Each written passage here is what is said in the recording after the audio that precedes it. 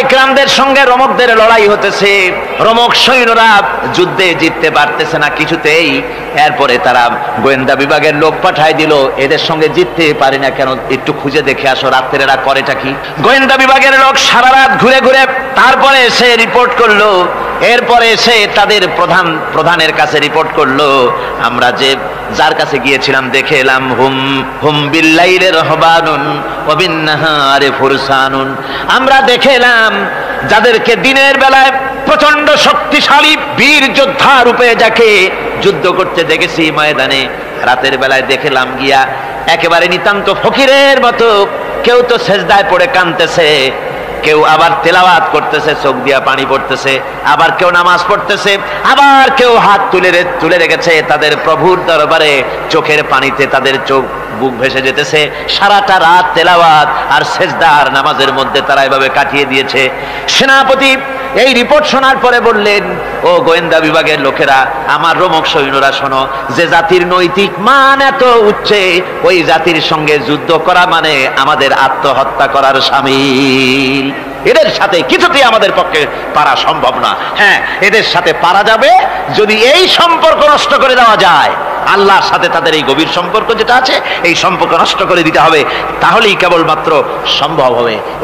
এদের নৈতিক চরিত্র ধ্বংস করার জন্য প্রচেষ্টা চালাও, তাহলে হয়তো আমরা কামিয়াব হতে পারবো। আমার বন্ধুগণ, এই জন্য গভীর রাত্রে যারা ইমানদার ব্যক্তি তাদের জন্য গভীর রাত্রে জাগার একটা ব্যবস্থা আল্লাহ পাক বলেছেন।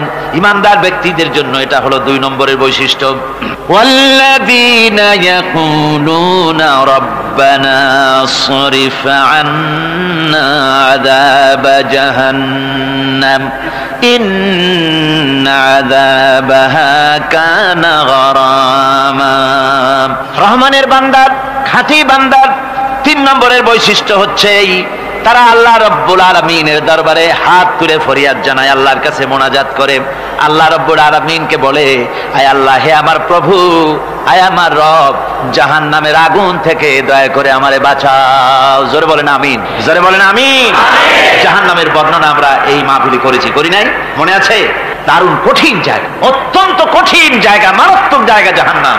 ওই জাহান্নামের জন্য আল্লাহর কাছে কাঁদতে হবে, মাপ চাইতে হবে জাহান্নাম থেকে। মুমিন ব্যক্তির 3 নম্বরের বৈশিষ্ট্যই তাই। সে বলবে, রব্বানা সরিফ আন্না আযাবা জাহান্নাম ইন্না আযাবাহা কানা গরামা। আয় আল্লাহ, তোমার জাহান্নামের শাস্তি থেকে তোমার কাছে মাপ চাই। আল্লাহ পাক বলেন, এই জাহান্নামের শাস্তি বড়ই প্রাণান্তকার হবে। ইন্নাহা সাআত মুস্তাকাররাও ওয়া মুকামা। জাহান্নাম হচ্ছে অবস্থানের জন্য অত্যন্ত নিকৃষ্ট, খুবই খারাপ জায়গা এই জাহান্নাম। কিন্তু মুসলমানদের অবস্থাটা ভিন্ন। মুসলমানেরা নেক আমল করে, ইবাদত বন্দি করে, তা সত্ত্বেও তার কলিজা কাঁপতে থাকে। সুবহানাল্লাহ, তার কলিজা কাঁপতে থাকে যে আমি যে ইবাদত করছি এই ইবাদত আল্লাহর দরবারে মঞ্জুর হচ্ছে কিনা। এই জন্য তার মন কাঁদতে থাকে। সে আমলের উপর নির্ভর করে থাকে না, সে আল্লাহর দয়ার উপরে নির্ভর করে। কিসের উপরে নির্ভর করে? আল্লাহর দয়া, আল্লাহর রহমতের উপরে নির্ভর করে। আর সে আল্লাহর কাছে কাঁদতে থাকে, রব্বুল আলামিন, তুমি দয়া করে মেহেরবানি করে আমার হিসাব নিও না, আমার এই হিসাব করে যদি বেহেশতে দাও তাহলে তো বেহেশতে যাইতে পারবো না। কিয়ামতের দিন আল্লাহ রাব্বুল আলামিন কোন মানুষকে যদি হিসাবের জন্য ধরে ফেলেন, তাহলে ওই বান্দার আর জাহান্নাম ছাড়া কোনো পথ নাই। এই জন্য আল্লাহ শিখাই দিয়েছেন, বান্দা দোয়া কর, ওয়া আদখিলনাল জান্নাতা বিগাইরি হিসাব। আয় আল্লাহ, বিনা হিসাবে তোমার জান্নাত আমাকে দান করো। আবার হুজুর দোয়া করেছেন, আল্লাহুম্মা হাসিবনি হিসাবান ইয়াসীরা। আয় আল্লাহ, তুমি আমার সহজ হিসাব নাও। পড়েন, আল্লাহুম্মা হাসিবনি হিসাবান ইয়াসীরা। হিসাবে ইয়াসীর, সহজ হিসাব। আয় আল্লাহ, তুমি আমার সহজ হিসাব নাও। এই হাদিসের ব্যাখ্যায় এসেছে সহজ হিসাব কি? ব্যাখ্যায় এসেছে সহজ হিসাবটা হচ্ছে আল্লাহ রাব্বুল আলামিন কিয়ামতের ময়দানে তার কোন বান্দাকে যদি রহমত করতে চান, কোন বান্দার প্রতি যদি দয়া করতে চান, কাউকে যদি ক্ষমা করতে চান, তাহলে আল্লাহ রাব্বুল আলামিন তাকে একটা পর্দার আড়ালে ডেকে নেবেন। একটি পর্দার আড়ালে রেখে নিয়ে আল্লাহ পাক জিজ্ঞেস করবেন, বান্দা তুই কি এই গুনাহগুলি করেছিলি নাকি? এই সব গুনাহ করেছিস নাকি? আল্লাহ জিজ্ঞেস করবেন বান্দাকে, অবস্থাটা কেমন হবে চিন্তা করেন। বান্দা এইগুলি করেছিস নাকি? বান্দা ভয়তে থর করে কাঁপতে থাকবে, কলিজা ভয়তে কাঁপতে থাকবে, অস্থির হয়ে যাবে। সে স্বীকার করবে, রব্বুল আলামিন তুমি যা বলেছো আমি এ সব অন্যায় আমার দ্বারা হয়েছে, আমি বুঝতে পারি নাই, আমাকে মাফ করে দাও। রব্বুল আলামিন বান্দাকে বলবেন, যা বান্দা আমি তোকে মাফ করে দিলাম, আমার জান্নাতে চলে যা। সুবহানাল্লাহ সুবহানাল্লাহ। সুতরাং জাহান্নামের শাস্তি থেকে সব সময়ের জন্য আল্লাহর কাছে মাফ চাইতে হবে। ওয়াল্লাযীনা ইযা আনফাকু লাম ইউসরিফু ওয়া লাম ইয়াকতুরু ওয়া কানা বাইনা যালিকা কাওয়ামা। রহমানের প্রকৃত খাঁটি বান্দা তারা, যারা নাকি যখন খরচ করে খরচের সময় বেহুদা খরচ করে না, আবার খরচের ভিতরে কার্পণ্যতাও তারা করে না। ওয়া কানা বাইনা যালিকা কাওয়ামা, এই দুইয়ের মাঝে তারা ভারসাম্য রক্ষা করে, মধ্যমনীতি অবলম্বন করে চলে। তার মানে হলো পয়সা আছে বলি এই পয়সা দিয়ে তারা মদ খায় না, জুয়া খেলে না, মিনা বাজার ইত্যাদি শয়তানি বদমাশি সিনেমা হল ইত্যাদি বানায়া পাপের বোঝা বাড়ায় না। তারা অতিরিক্ত কোনো খরচ করে না, আবার অর্থ পূজারী ব্যক্তির মতো কার্পণ্যতাও তারা করে না। দুইয়ের মাঝে তারা ভারসাম্য রক্ষা করে। এক শ্রেণীর লোক আছে মাল শুধু জমায়, খরচ টরচ করে না। কোরআন শরীফে বলা হয়েছে আল্লাযী জামা মালান ওয়া আদ্দাদা, মাল জমা করে আর গুনতে থাকে, মাঝে মধ্যে আবার টেলিফোন করে, হ্যালো সোনালী ব্যাংকের ম্যানেজার সাহেব নাকি, বলে হ্যাঁ দেখুন তো আমার আমলনামাটায় কত আছে। এখন হিসাব টিসাব করে আর তাড়াতাড়ি, এখন তো আর আমলনামা দেখতে সময় লাগে না, তাড়াতাড়ি দেখা যায়। আগে যেমন ব্যাংকে গিয়ে জানতে কেউ চাইতো যে আমার ডেবিট কত, ক্রেডিট কত, ব্যালেন্স কত ইত্যাদি জানতে চাইলে তাকে একেবারে সেই লেজার খোলা লাগে, বিরাট বিরাট বই, বড় বড় কিতাব যা গরুর গাড়ি দিয়ে টানা লাগে, এত বিশাল বিশাল বই ছিল। এখন সেগুলি সংক্ষিপ্ত হয়ে একেবারে কম্পিউটারের মধ্যে ঢুকানো হয়েছে। কম্পিউটারের ভেতরে রয়েছে একটা ছোট্ট যন্ত্র যার নাম হলো মাইক্রোচিপস, একেবারে এতটুকু ছোট্ট মাইক্রোচিপ। এই মাইক্রোচিপসের ভেতরে হাজার হাজার ক্লায়েন্টসদের ডেবিট ক্রেডিট, তাদের ট্রানজাকশন, তাদের ব্যালেন্স সবকিছু রয়ে গেছে। আপনি যখনই জিজ্ঞেস করবেন সে বাটন একটা দাবালো আর সাথে সাথে স্ক্রিনে এসে গেল আপনার নাম কি, বাপের নাম কি, দাদার নাম কি, কত টাকা জমা করছিলেন, কোন কোন তারিখে উঠাইছেন, আছে কত, নিছেন কত, 14 গোষ্ঠীর ইতিহাস একটা চাপে চলে আসে। তো আমি মানুষকে এভাবে বলি যে এই বুদ্ধিটা যিনি দিলেন, লোকেরা বলে তো কয় যে কিয়ামতের দিন আল্লাহ নাকি আমলনামা দিবে মানুষের সামনে হাজির করিয়া, ইমানদারের সামনের থেকে ডান হাতে, বেঈমানের পিছন থেকে কোন হাতে, বাঁ হাতে। এখন ওই আমলনামা সারা জীবনের যত কথা বলছি, যত কাজ করছি সব তাতে লেখা থাকবে। তাহলে সেটা তো একটা বিশাল একটা বই হবে, তো আমরা হাতে করে ধরবই বা কেমনে, আর ওটা হবেই বা কেমনে, আর ওটা পড়বই বা কেমনে। এখন তো বুঝতে সহজ হয়েছে কেমনে পড়বেন।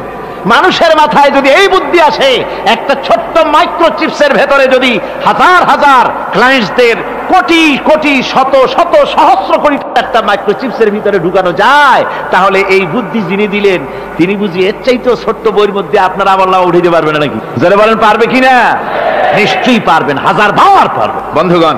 সুতরাং এরা মাল জমা করে আর গনে, জিজ্ঞেস করে ম্যানেজার সাহেব কত হয়েছে, বলে যে এত লক্ষ এত। তখন আবার চিন্তা হয় যে আরো কত টাকা জমাইতে পারলে কোটি হয়, তারপরে আরো 200 কোটি হয়, এভাবে তারা জমাইতে থাকে, খরচ করে না। তো এ ব্যাপারে সন্তানের জন্য, সন্তানদের জন্য খরচ যেটা লাগে সেটা স্ত্রী পুত্র সন্তান আত্মীয় স্বজন যে আছে, যা তাদের জন্য যে পরিমাণ খরচ করা লাগে তা যদি না করে তাহলে এটা হচ্ছে বখিলি। আর খরচ করতে গিয়ে যদি বেশি করে তাহলে সেটা হচ্ছে বেহুদা খরচ। এখন এই বেহুদা খরচ থেকে আমাদেরকে বাঁচতে বলা হয়েছে। বিষয়টা হচ্ছে নিজের আত্মীয় স্বজন সন্তান সন্ততির জন্য খরচ করতে হবে যা লাগে তাই, আর আল্লাহ রাস্তায় যখন দেওয়ার কথা আসে তখন প্রাণ খুলে দান করতে হবে। দেখেন লোকেরা যখন আল্লাহ রাস্তায় দান করতে বলা হয় পকেটের মধ্যে হাত দিয়ে তারপর আঙ্গুল অনেক সময় কষাকষি করে। একজনে জিজ্ঞেস করলাম, মিয়া পয়সা দিবাতে এত পকেটে হাত রাখিয়া বাইরে করো না মোটে? কয় যে ঘষে দেখতেছি শিখি না 10 পাই। তাহলে এইভাবে আল্লাহর রাস্তায় দেওয়ার সময় এই যে কার্পণ্যতা, এই কার্পণ্যতা মানুষকে তাকে শেষ করে দেয়, তার ঈমানকে নষ্ট করে দেয়। আর পয়সা আছে বলে বেশি খরচ করতে হবে, যেমন বিবাহে লোকেরা খরচ করে আমাদের দেশে, কোরবানি করতে গিয়ে খরচ করে। হ্যাঁ, কোরবানি করবেন, আপনি ভালো একটা কোরবানি করবেন, আপনার পয়সা যেমন আছেন তেমন, কিন্তু 50,000 টাকা দাম দিয়ে একটা গরু কিনা সেই গরুর গলায় মালা দিয়া এরপরে সারা শহরে প্রদর্শনী করতে হবে, এর কোনো যুক্তি নাই। আছে কোনো যুক্তি? যদি তা হয় তাহলে ওই গরু যিনি কেনেন তারও গলায় মালাই দিয়া দুজনে একসাথেই ঘুরানো দরকার, বুঝলেন? আমার বন্ধুগণ, আপনি কোরবানি করবেন, কোরবানি আপনার 10,000 টাকায় হয়ে যেতে পারে, 15,000 টাকায় হয়ে যেতে পারে, বাকি টাকাগুলি আল্লাহর রাস্তায় খয়রাত করে দেন। কত গরিব আত্মীয় আছে তাদের দিয়ে দেন। 50,000 টাকা দিয়ে বিরাট বাজারের সেরা গরু খরিদ করে কোরবানি দিচ্ছেন। অর্থটা কি? মানুষকে দেখাচ্ছেন আল্লাহর দরবারের গোশত যাবে না, চামড়া যাবে না, রক্ত যাবে না, যাবে আপনার নিয়ত। কি যাবে? নিয়ত। সুতরাং আল্লাহর রাস্তায় যখন খরচ করবেন, সেই খরচ করার ব্যাপারে তখনও নিয়তটা দেখতে হবে। হালাল পথে খরচ করতে গেলেও নিয়তটা দেখতে হবে, এবং তখনও বেহুদা খরচ করা যাবে না। বিবাহে যেভাবে খরচ আজকাল করে মানুষেরা, হুজুর সাল্লাল্লাহু আলাইহি ওয়াসাল্লাম বলেছেন যে বিবাহে যত খরচ কম সেই বিবাহ তত বরকতপূর্ণ। আর আমরা মনে করি বিবাহে যত বেশি খরচ বাড়ানো যায় ততই এটা বেশি শানদার হবে। উল্টা চিন্তা করি। আল্লাহ রাব্বুল আলামিন এরপরে বলছেন والذين لا يدعون مع الله إلها آخر ولا يقتلون النفس التي حرم الله إلا بالحق ولا يزنون ومن يفعل ذلك يلقى أثاما। আর রহমানের খাঁটি বান্দা যারা, তাদের পঞ্চম নম্বরের বৈশিষ্ট্য হচ্ছে যে তারা আল্লাহর সাথে, আল্লাহকে বাদ দিয়ে অন্য কাউকে ইলাহা বলে, মাবুদ বলে ডাকে না। এই ব্যাপারেও ব্যাখ্যা আমরা এই মাহফিলে দিয়েছি, মনে আছেন আপনাদের? আল্লাহ ছাড়া অন্য কাউকে ইলাহা বলে ডাকা যাবে না। ওয়ালা ইয়াকতুলুনা আন-নাফসাল্লাতী হারামাল্লাহু ইল্লা বিল হক। আর আল্লাহ যে সমস্ত প্রাণকে, আর ওই লোকেরা যারা নাকি আল্লাহ ছাড়া, ইমাম রহমানের বান্দা যারা, তারা একদিকে তো আল্লাহ ছাড়া অন্য কাউকে ডাকে না, মাবুদ বলে স্বীকার করে না, অন্যদিকে আল্লাহর হারাম করা প্রাণগুলিকে তারা ধ্বংস করে না। অর্থাৎ আল্লাহ যাদেরকে হত্যা করতে নিষেধ করেছেন, প্রাণীদেরকে হত্যা করতে, মানুষ হত্যা করতে নিষেধ করেছেন, আল্লাহর নিষেধ, আল্লাহ যেগুলি জায়েজ করেছেন সেগুলি বাদ দিয়ে হত্যা করা, এগুলি তারা করে না। ওয়ালা ইয়াজনুন, আর তারা জেনা ব্যভিচারেও লিপ্ত হয় না। এটা হচ্ছে যে এই সমস্ত লোকগুলি তারা গুনাহ থেকে মুক্ত থাকতে চেষ্টা করে। তারা আল্লাহ ছাড়া আর কাউকে রব বলে ডাকে না, ইলাহ বলে ডাকে না, মাবুদ বলে ডাকে না। হযরত ইবনে মাসউদ রাদিয়াল্লাহু তাআলা আনহু বলেছেন, তিনি রাসূল পাক সাল্লাল্লাহু আলাইহি ওয়াসাল্লামের কাছে জিজ্ঞেস করেছিলেন, হে রাসূল, সবচেয়ে বড় গুনাহ কি? হুজুর বলেছেন সবচেয়ে বড় গুনাহ তিনটা। সবচেয়ে বড় গুনাহটা কয়টা? রাসূল পাক সাল্লাল্লাহু আলাইহি ওয়াসাল্লাম বলেছেন সবচেয়ে বড় গুনাহ হচ্ছে তিনটি। একটি হচ্ছে, তুমি যদি কাউকে আল্লাহর সমতুল্য প্রতিদ্বন্দ্বী বানিয়ে যদি তার কাছে কিছু চাও, তাহলে এটা সবচেয়ে বড় গুনাহ। সন্তান দিতে পারেন আল্লাহ, তোমাকে রোগমুক্ত করতে পারেন আল্লাহ, আল্লাহ যা করতে পারেন এই সব বিষয়গুলি যদি মানুষের কাছে চাও, তাহলে তুমি আল্লাহর জায়গায় তাকে বসালে, এটা সবচেয়ে বড় গুনাহ। আর 2 নম্বরের গুনাহ হচ্ছে নিজের সন্তান তোমার খাবার খাবে, তোমার খাবারে সন্তান ভাগ বসাবে, এই ভয়তে সন্তানকে হত্যা করা, এটাও বিরাট পাপ। আর 3 নম্বরে হচ্ছে প্রতিবেশীর স্ত্রীর সঙ্গে জেনা করা, এটা হলো আরেকটি। মোট 3টি গুনাহ বলেছেন রাসূলুল্লাহ, সবচাইতে মারাত্মক গুনাহ। তার মধ্যে এই গুনাহগুলি তো আমাদের সমাজে চালু আছে। একদিকে সমাজের ভেতরে রয়েছে আল্লাহ ছাড়া মানুষের কাছে, মাজারের কাছে গিয়া, কবরের কাছে গিয়া, কবরওয়ালার কাছে চাওয়ার এই রেওয়াজ চালু আছে। এই রেওয়াজ কি চট্টগ্রামে কমেছে না বেড়েছে? কমেছে। জোরে কোন আলহামদুলিল্লাহ। কমে গিয়েছে, আগের তুলনায় বহুত কমেছে। যারা এই মাজারকে নিয়ে ব্যবসা করে, তারা অনেকে বলেছেন যে আমাদের ইনকাম আগে যা ছিল তার থেকে 4 আনায় নেমে গিয়েছে, 12 আনায় শেষ। জোরে কোন আলহামদুলিল্লাহ। জোরে বলেন আলহামদুলিল্লাহ। এই মাজার পূজা থেকে বাঁচতে হবে। 2 নম্বরে রয়েছে, সমাজের ভিতরে চালু আছে এই যে সন্তান হত্যা করা, এই হত্যা করার এক রেওয়াজ চালু আছে। এরপরে রয়েছে এমনি মানুষকে হত্যা করা। কলেজ ইউনিভার্সিটিতে যেভাবে মানুষ হত্যা করা হচ্ছে, এরা জানে না নিজের আদর্শকে প্রতিষ্ঠার জন্য আন্দাজ এবং অনুমানের উপরে ভিত্তি করে জেদ করে মানুষকে হত্যা করছে। কি বলেন? করে না? আল্লাহ রাব্বুল আলামিন বলেন, ওয়ামান ইয়াকুতুল মুমিনা মুতাআম্মিদান ফাজাযাউহু জাহান্নাম খালিদিনা ফিহা আবাদান। আল্লাহ রাব্বুল আলামিন বলেন, মুমিন বান্দা কি কেউ যদি ইচ্ছে করে কাউকে হত্যা করে, তাহলে তার জায়গা হবে জাহান্নাম, তার আর কোনো শাস্তি নাই, একমাত্র জাহান্নামই হবে তার শাস্তি, চিরকাল জাহান্নামের ভিতরে থাকতে হবে। জোরে বলেন নাউজুবিল্লাহ। আজকে কলেজের মধ্যে, ইউনিভার্সিটিতে অনবরত আমরা হত্যাকাণ্ডের খবর শুনতে পাচ্ছি, সমানে হত্যা হচ্ছে। এই যে সন্ত্রাস এবং হত্যা যা হচ্ছে কলেজ ইউনিভার্সিটিতে, আপনারা আমাকে বলেন অনুরূপ হারে মাদ্রাসায় এই ধরনের সন্ত্রাস হচ্ছে? এত আস্তে জবাব দিলেন তাহলে বোধহয় হচ্ছে দেশে। মাদ্রাসায় সন্ত্রাসের কারণে, কোন টাইটেল মাদ্রাসা, ফাজেল মাদ্রাসা সন্ত্রাসের কারণে বন্ধ হয়েছে এমন কোন নজির আপনারা পেয়েছেন? পান নাই। কেন পান? কলেজ বন্ধ হচ্ছে, ইউনিভার্সিটি বন্ধ হচ্ছে, সন্ত্রাসের কারণে। মাদ্রাসা বন্ধ হয় না কেন? তার কারণ হচ্ছে কলেজ ইউনিভার্সিটিতে কোরআন পড়ানো হয় না, হাদিস পড়ানো হয় না, তাই তারা হত্যা করলে কি পাপ হয় তাও জানে না। হত্যা পাপ, হত্যার পাপ তো দূরের কথা, মানুষ কোরআন শুনতে আসে, কোরআন শুনতে আসাটাও তাদের বরদাস্ত হয় না। আমি জানতে পারলাম, এ মাহফিল আসার সময় জানতে পেরেছি, চট্টগ্রাম বিশ্ববিদ্যালয়ের কাছে থেকে শ্রোতৃমণ্ডলী মাহফিলের শ্রোতারা বাসে যখন আসতেছিল, সেখানকার কিছু সংখ্যক ছেলেরা ইট পাটকেল মেরেছে বাসের উপরে, বহুত লোক সেখানে আহত তারা করেছে। নাউজুবিল্লাহি মিন যালিক। কি শিক্ষা দেওয়া হচ্ছে সেখানে? কিন্তু মাদ্রাসায় তো হচ্ছে না। কেন হয় না? তার কারণ হচ্ছে মাদ্রাসাগুলিতে কোরআনে কারীম পড়ানো হয়, রাসূলুল্লাহর হাদিস পড়ানো হয়, সেখানে জানানো হয়, এই কথাগুলি পড়ানো হয়। যদি কেউ কাউকে হত্যা করে, জাহান্নাম ছাড়া কোনো জায়গা থাকবে না, চিরকাল জাহান্নামে থাকতে হবে, এই ভয়তে ওরা হত্যার ভিতরে যায় না। এই জীবন জীবন নয়, পরকাল আছে, কিয়ামতের দিন আল্লাহর দরবারে দাঁড়ায়া জীবনের সবকিছুর হিসাব দিতে হবে। এই জন্য তারা এসব জানে বলে, এসব তাদের রক্তে মাংসের ভিতরে ঢুকানো আছে বলে তারা চুরি ডাকাতি জেনা ব্যভিচার হত্যার দিকে তত যায় না যত এরা যায়। ঠিক কিনা বলে? কলেজ ইউনিভার্সিটিতে আজকে কোরআন শরীফ পড়ানো হয় না। মাদ্রাসা এবং মসজিদে, মাদ্রাসাগুলিতে যে কারণে সন্ত্রাস হয় না, ওই কারণটা যদি কলেজ ইউনিভার্সিটিতে ঢুকানো যায় তাহলে সন্ত্রাস বন্ধ হতে পারে। ঠিক কিনা কর? আমার ভাইরা, আজ বাংলাদেশে যে কয়টা ইউনিভার্সিটি আর যতগুলি কলেজ আছে, এদেশের সাধারণ মানুষের রক্তার্জিত পয়সা দিয়েই এই কলেজ ইউনিভার্সিটি চালানো হয়, কিন্তু সেখানে কোরআন শরীফের তাফসীর পড়ানো হয় না, হাদিস শরীফ পড়ানো হয় না। হয়, সব পড়ানো হয়, কিন্তু কোরআনে কারীমের তাফসীর পড়ানো হয় না, হাদিস শরীফ পড়ানো হয় না। যদি ওই কলেজ ইউনিভার্সিটির ছাত্রগুলিকে কোরআন শরীফ পড়ানো হতো, কোরআনের তাফসীর পড়ানো হতো, কলেজ ইউনিভার্সিটিতে হাদিস শরীফ যদি পড়ানো হতো, ইসলামের অর্থনীতি সমাজনীতি যদি পড়ানো হতো, তাহলে কলেজ আর ইউনিভার্সিটি গোটা জাতিকে মাস্তান আর গুন্ডা উপহার দিত না, খালিদ বিন ওলীদের মতো মুজাহিদ উপহার দিত। জোরে বলেন সুবহানাল্লাহ। আজকে গোটা জাতির চিন্তা চেতনা ধারণার বহির্ভূত সেখান থেকে সন্তান আমরা পাচ্ছি। আজকে সেখানে ছেলে পাঠাচ্ছে বাপ, ছাত্র ছেলে পাঠাচ্ছে, ছেলে লেখাপড়া করে সেখান থেকে ভালোভাবে পাস করে আসবে, চাকরি বাকরি করবে, মা বাপের সুখের কারণ হবে। কিন্তু দেখা যায় কিছুদিন পর সেখান থেকে চলে আসে সন্তান লাশ হয়ে বাপের ঘরে ফিরে এলো। কি শিক্ষা হচ্ছে? এই শিক্ষা ব্যবস্থার আমূল পরিবর্তন হওয়া দরকার। আপনারা অবাক হবেন, শিক্ষা ব্যবস্থার পরিবর্তন হওয়া দূরের কথা, কোরআন হাদিস কলেজ ইউনিভার্সিটিতে পড়ানো তো দূরের কথা, নামাজের জন্য কোনো তাগিদ নাই। কোন কলেজে কোন ইউনিভার্সিটিতে এরকমের তাগিদ আছে যে যারা মুসলমান ছাত্র, জোহরের আযান হয়ে যাবে, সব ছাত্র শিক্ষককে বাই হুক এন্ড ক্রুক মসজিদে যেতে হবে, 5 ওয়াক্ত নামাজ বা জামাত আদায় করতে হবে, এমন হুকুম আছে? আছে।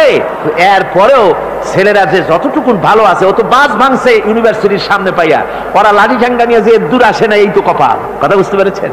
ওদের তো কিছু শিখানো হয় না, কিচ্ছু, অর্থাৎ চরিত্র সৃষ্টি তাদের করানো হয় না। নামাজের তাগিদ নাই, রোজার তাগিদ নাই, ও যেন একটা আলাদা জগৎ। যুবতী মেয়ে, যুবতী ছেলে, যুবক ছেলে পড়াশোনা করে কো এডুকেশন, সহশিক্ষায়, একসাথে যুবক পুরুষ আর যুবতী মহিলা একসাথে ওঠা বসা করছে, একসাথে পিকনিক করতে কোথায় হারায় যাচ্ছে, কি করতেছে না করতেছে দেখারও কেউ নাই। জোরে কর নাউজুবিল্লাহ। আজ তাই এক কথায় ইউনিভার্সিটিকে এদেশের একজন কবি বলেছিলেন ডাকাতদের গ্রাম। এখন শুধু ডাকাত না, মানে ডাকাতদের একেবারে আড্ডাখানা হয়ে গিয়েছে, অস্ত্রবাজির আড্ডাখানা হয়ে গিয়েছে। তাদের চরিত্র নষ্ট করার জন্য, ইসলামের থেকে তাদের মনকে ফিরিয়ে দেওয়ার জন্য বইপত্রের অভাব নাই, কোরআন হাদিসের অভাব আছে সেখানে, কিন্তু তাদের মন মগজ ইসলাম থেকে যেন ফিরে যায় এজন্য তাদেরকে বইপত্র দেওয়া হয়। যেমন সেই যুগের নাম করা কবি ছিল ইমরাউল কায়েস, খুব নাম করা কবি ছিল। তার কবিতার বই সাবায়ে মুআল্লাকা আজও পর্যন্ত মাদ্রাসা শিক্ষার উচ্চ শিক্ষায় এবং ইউনিভার্সিটি শিক্ষায়, সেখানে আধুনিক শিক্ষার উচ্চ শিক্ষায়, সেখানে এ বই এখনো পড়ানো হয়। এই বইটির লেখক অর্থাৎ নাম করা কবির ছিল অনেকগুলি শত্রু। একদিন তার প্রাণের শত্রু তাকে ঘিরে ফেলেছে মরুভূমির ভেতরে, বলছে, তারা দুজন ছিল সংখ্যায়, বলল যে তোমাকে আমরা হত্যা করব। ইমরাউল কায়েস যখন দেখলো যে এদের হাত থেকে বাঁচার কোনো পথ নাই, তখন সে বলল, দেখো তোমরা তো আমাকে মারবে, কিন্তু একটা কথা আমি তোমাদেরকে বলি, আমাকে মারার পরে আমার দুটো মেয়ে আছে, মেয়ে দুটিকে একটি খবর পৌঁছে দেবে। কি খবর? বলে আমাকে মৃত্যু মারার পর আমার বাড়ি গিয়ে মেয়ে দুটিকে গিয়ে বলবে, ইয়া বানাতি ইমরাউল কায়েস ইন্না আবাকুমা। বাস এই কথাটুকুন বলে দেবে। তো যারা হত্যা করবে তারা চিন্তা করলো যে এই কথার দ্বারা তো আমরা হত্যা করেছি, তা তো প্রমাণিত হবে না, সুতরাং মারতে অসুবিধাটা কি? তারা মেরে ফেললো। মারার পরে মরুভূমির ভিতরে তাকে গেড়ে দিয়ে এরপরে এই দুইজন লোক ওয়াদা পালন করার জন্য ইমরাউল কায়েসের বাড়ি গেছে। বাড়ি গিয়ে বলছে মেয়ে দুটোকে ডেকে যে, হে মেয়েরা, তোমাদের পিতার সঙ্গে মরুভূমিতে আমাদের দেখা হলো, তারপরে তোমার পিতা আমাকে তোমাদেরকে একটা কথা বলতে বলেছেন, সেটা হলো এই, ইয়া বানাতি ইমরাউল কাইস ইন্না আবাকুমা। শোনা মাত্রই মেয়ে দুটি চিৎকার করে কেঁদে উঠেছে। তাদের চিৎকার শুনে আশেপাশের লোকেরা এসে জিজ্ঞেস করলো, তোমরা কাঁদছো কেন? কয় যে এই দুটি লোক আমার পিতাকে হত্যা করেছে। কি করে বুঝলে? এই যে এদের কাছে আমার আব্বা একটা খবর পাঠাইছেন, খবরটা হলো ইয়া বানাতি ইমরাউল কাইস ইন্না আবাকুমা। ওরা বলছে এতে ওরা হত্যা করেছে, তা কি করে বোঝা গেল? এর অর্থ তো হচ্ছে যে হে ইমরাউল কায়েসের মেয়েরা, নিশ্চয়ই তোমার পিতা, তো নিশ্চয়ই তোমার পিতা কি খায় না ঘুমায় না বিদেশে গেছে, কি করে বোঝা গেল যে সে নিহত হয়েছে? মেয়ে দুটি বলছে, দেখো আমার পিতা যে কবিতার পংক্তি বলেছেন এর দ্বিতীয় লাইন আমরা জানি কি হবে, ইয়া বানাতি ইমরাউল কাইস ইন্না আবাকুমা, এর দ্বিতীয় লাইন হবে কাদ কুতিলা ওয়া কাতিলুহু লাদাকুমা। এর দ্বিতীয় লাইন হবে নিশ্চয়ই তোমার পিতা নিহত আর হত্যাকারীরা দুজনই তোমাদের সম্মুখে উপস্থিত। এখন আপনারা চিন্তা করেন যে মহিলারা পর্যন্ত সেই যুগে কতখানি বুদ্ধিমতী, কতখানি তারা বুৎপত্তি সম্পন্না ছিল সেই যুগের মহিলারা পর্যন্ত, পুরুষ তো দূরের কথা। তো জ্ঞান বুদ্ধি সবই ছিল, সব থাকা সত্ত্বেও এই যে তারা চুরি করত, ডাকাতি করত, জিনা করত, ব্যভিচার করত একটি জিনিসের অভাবে। কয়টি জিনিসের অভাবে? সেই জিনিসটা হচ্ছে ওদের কাছে ওহির জ্ঞান ছিল না। ওহির জ্ঞান না থাকার কারণে ওদের এই চরম দুরবস্থা হয়েছিল। আর রাসূল পাক সাল্লাল্লাহু আলাইহি ওয়াসাল্লাম ওহির জ্ঞান দিয়ে ওই জাতিকে গোটা পৃথিবীর মধ্যে শ্রেষ্ঠ জাতিতে পরিণত করে দিয়েছিলেন। আজকে আমাদের দেশের শিক্ষা ব্যবস্থায় ওই ওহির জ্ঞান নাই, যার ফলে আমাদের দেশে ছেলেরা শিক্ষিত হয় কিন্তু সেই যুগের লোকেদের মতো হতে পারছে না, কলেজ এবং ইউনিভার্সিটি ওই ধরনের লোক তৈরি করতে পারছে না। আমার বন্ধুগণ, সে যুগের থেকে আমরা উন্নতি অনেক করেছি, উন্নতি বিশেষ বিশেষ ক্ষেত্রে এই করেছি। সে যুগের লোকেরা, তারা যারা চোর ছিল, চুরি করত, তারা লেখাপড়া জানতো না। আজকে যারা চুরি করে তারা তো কমসে কম ম্যাট্রিক পাস। সে যুগে যারা ডাকাতি করত তারা লেখাপড়া জানতো না, আজকের যারা ডাকাত তারা কমসে কম বিএ পাস। আগের যুগে, সেই যুগে যারা নাকি মানুষ হত্যা করত তারা লেখাপড়া জানতো না, আর আজকে যারা মানুষ হত্যা করে তারা রীতিমতো শিক্ষা গ্রহণ করে কোথায় কেমনে আঘাত দিলে তাড়াতাড়ি মরে এটা জেনে শুনে ট্রেনিং নিয়ে তারপরে মানুষকে হত্যা করে। অগ্রগতি উন্নতি এতটুকুন হয়েছে, কিন্তু মৌলিক মানবীয় গুণাবলী সৃষ্টি করার জন্য কোরআনের অবদানের কোনো বিকল্প নাই। জোরে কোন সুবহানাল্লাহ। আমি গত 4 দিন আপনাদের সামনে কোন সূরা আলোচনা করেছি? সূরা ফুরকান। আমি সূরাটিকে শেষ করতে পারবো না, মানে মাঝখান থেকে আলোচনা করতে পারবো না, যেহেতু সময় নেই, আজকেই তো শেষ হয়ে যাবে। সেই জন্য আমি বেছে নিয়েছি সূরা ফুরকানের শেষ রুকুটি আপনাদের সামনে আজকে আলোচনা করব, যেখানে আল্লাহ রাব্বুল আলামিনের খাঁটি বান্দা তৈরি করার পরিকল্পনা আল্লাহ দিয়েছেন। খাঁটি বান্দা হওয়ার জন্য আল্লাহ পাক একটা ফর্মুলা বলেছেন, সেই ফর্মুলাটা আজকে আমরা এখানে আলোচনা করব। এই ফর্মুলা দিয়েই জনাবে মুহাম্মদ রাসূলুল্লাহ সাল্লাল্লাহু আলাইহি ওয়াসাল্লাম একটি সুন্দর সমাজ সৃষ্টি করেছিলেন, একটি আর্থ সামাজিক সুন্দর সমাজ বিনির্মাণে যে ধরনের লোক তৈরি করা দরকার ছিল, এই কোরআনে কারীমের মাধ্যমেই রাসূল পাক সে ধরনের লোক তৈরি করেছিলেন। আসুন শয়তানের ওয়াসওয়াসা থেকে পানাহ চেয়ে নিয়ে আমরা কথা শুরু করি। আউযু বিল্লাহি মিনাশ শাইতানির রাজীম। বিসমিল্লাহির রাহমানির রাহিম। মুফিজুর রহমান সাহেব আমাকে খবর দিলেন, ওনার কাছে খবর এসেছে যে মানুষ ভিড়ে এবং চাপে শ্বাসরুদ্ধ হয়ে মরে যাওয়ার উপক্রম হয়ে যাচ্ছে বিভিন্ন জায়গায়। তা আমি আপনাদেরকে অনুরোধ করব, যিনি যেখানে আছেন সামনের দিকে বাড়ার কোনো চেষ্টা করবেন না। রাস্তায় থাকেন, ড্রেনের পাশে থাকেন, গাছের উপরে থাকেন, ছাদের উপরে থাকেন, যেখানে থাকেন সেখানে বসে পড়েন। রাস্তা তো ট্রাফিক বন্ধ করে দেওয়া হয়েছে, গাড়ি ঘোড়া এসব রাস্তায়, এ মাহফিলের চারদিকের সমস্ত রাস্তার গাড়ি ঘোড়া বন্ধ করে দেওয়া হয়েছে। ফলে আপনারা রাস্তার উপরে বসে পড়েন, দাঁড়িয়ে থাকবেন না। দাঁড়াতে গেলেই মানুষের চাপে হেলাধুলা করবেন, পড়ে যাবেন, হাত পা ভেঙে যাওয়ার প্রাণান্তকার দশা হওয়ার সম্ভাবনা হবে। সুতরাং আমি সকলকে অনুরোধ করছি, মেহেরবানি করে কোরআনের সম্মানে, এ মাহফিলের সম্মানে আপনারা যার যার জায়গায় বসে পড়েন। কেউ দাঁড়িয়ে থাকবেন না, আর মোটেই চাপাচাপি করবেন না, কেউ কথা বলবেন না, আর দাঁড়াবেনও না। শয়তানের ওয়াসওয়াসা থেকে পানাহ চেয়ে পরম করুণাময় আল্লাহ রাব্বুল আলামিনের নামে শুরু করছি। তাবারাকাল্লাযী জাআলা السماء بروجا وجعل فيها سراجا وقمرا منيرا وهو الذي جعل الليل والنهار خلفة لمن أراد أن يذكر أو أراد شكورا صدق الله العظيم অতীব বরকতশালী সেই মহান সত্তা যিনি আকাশ সমূহকে বুর্জ সমূহ দিয়ে যিনি সংস্থাপন করেছেন, বুর্জ স্থাপন করেছেন এবং তাতে একটি প্রদীপ স্থাপন করেছেন আর আলোকমণ্ডিত এক উজ্জ্বল চাঁদ স্থাপন করেছেন। ওয়াহুয়াল্লাযী জাআলাল লাইলা ওয়ান নাহারা খিলফা, আর তিনি রাত এবং দিনকে পরস্পরের স্থলাভিষিক্ত বানিয়েছেন।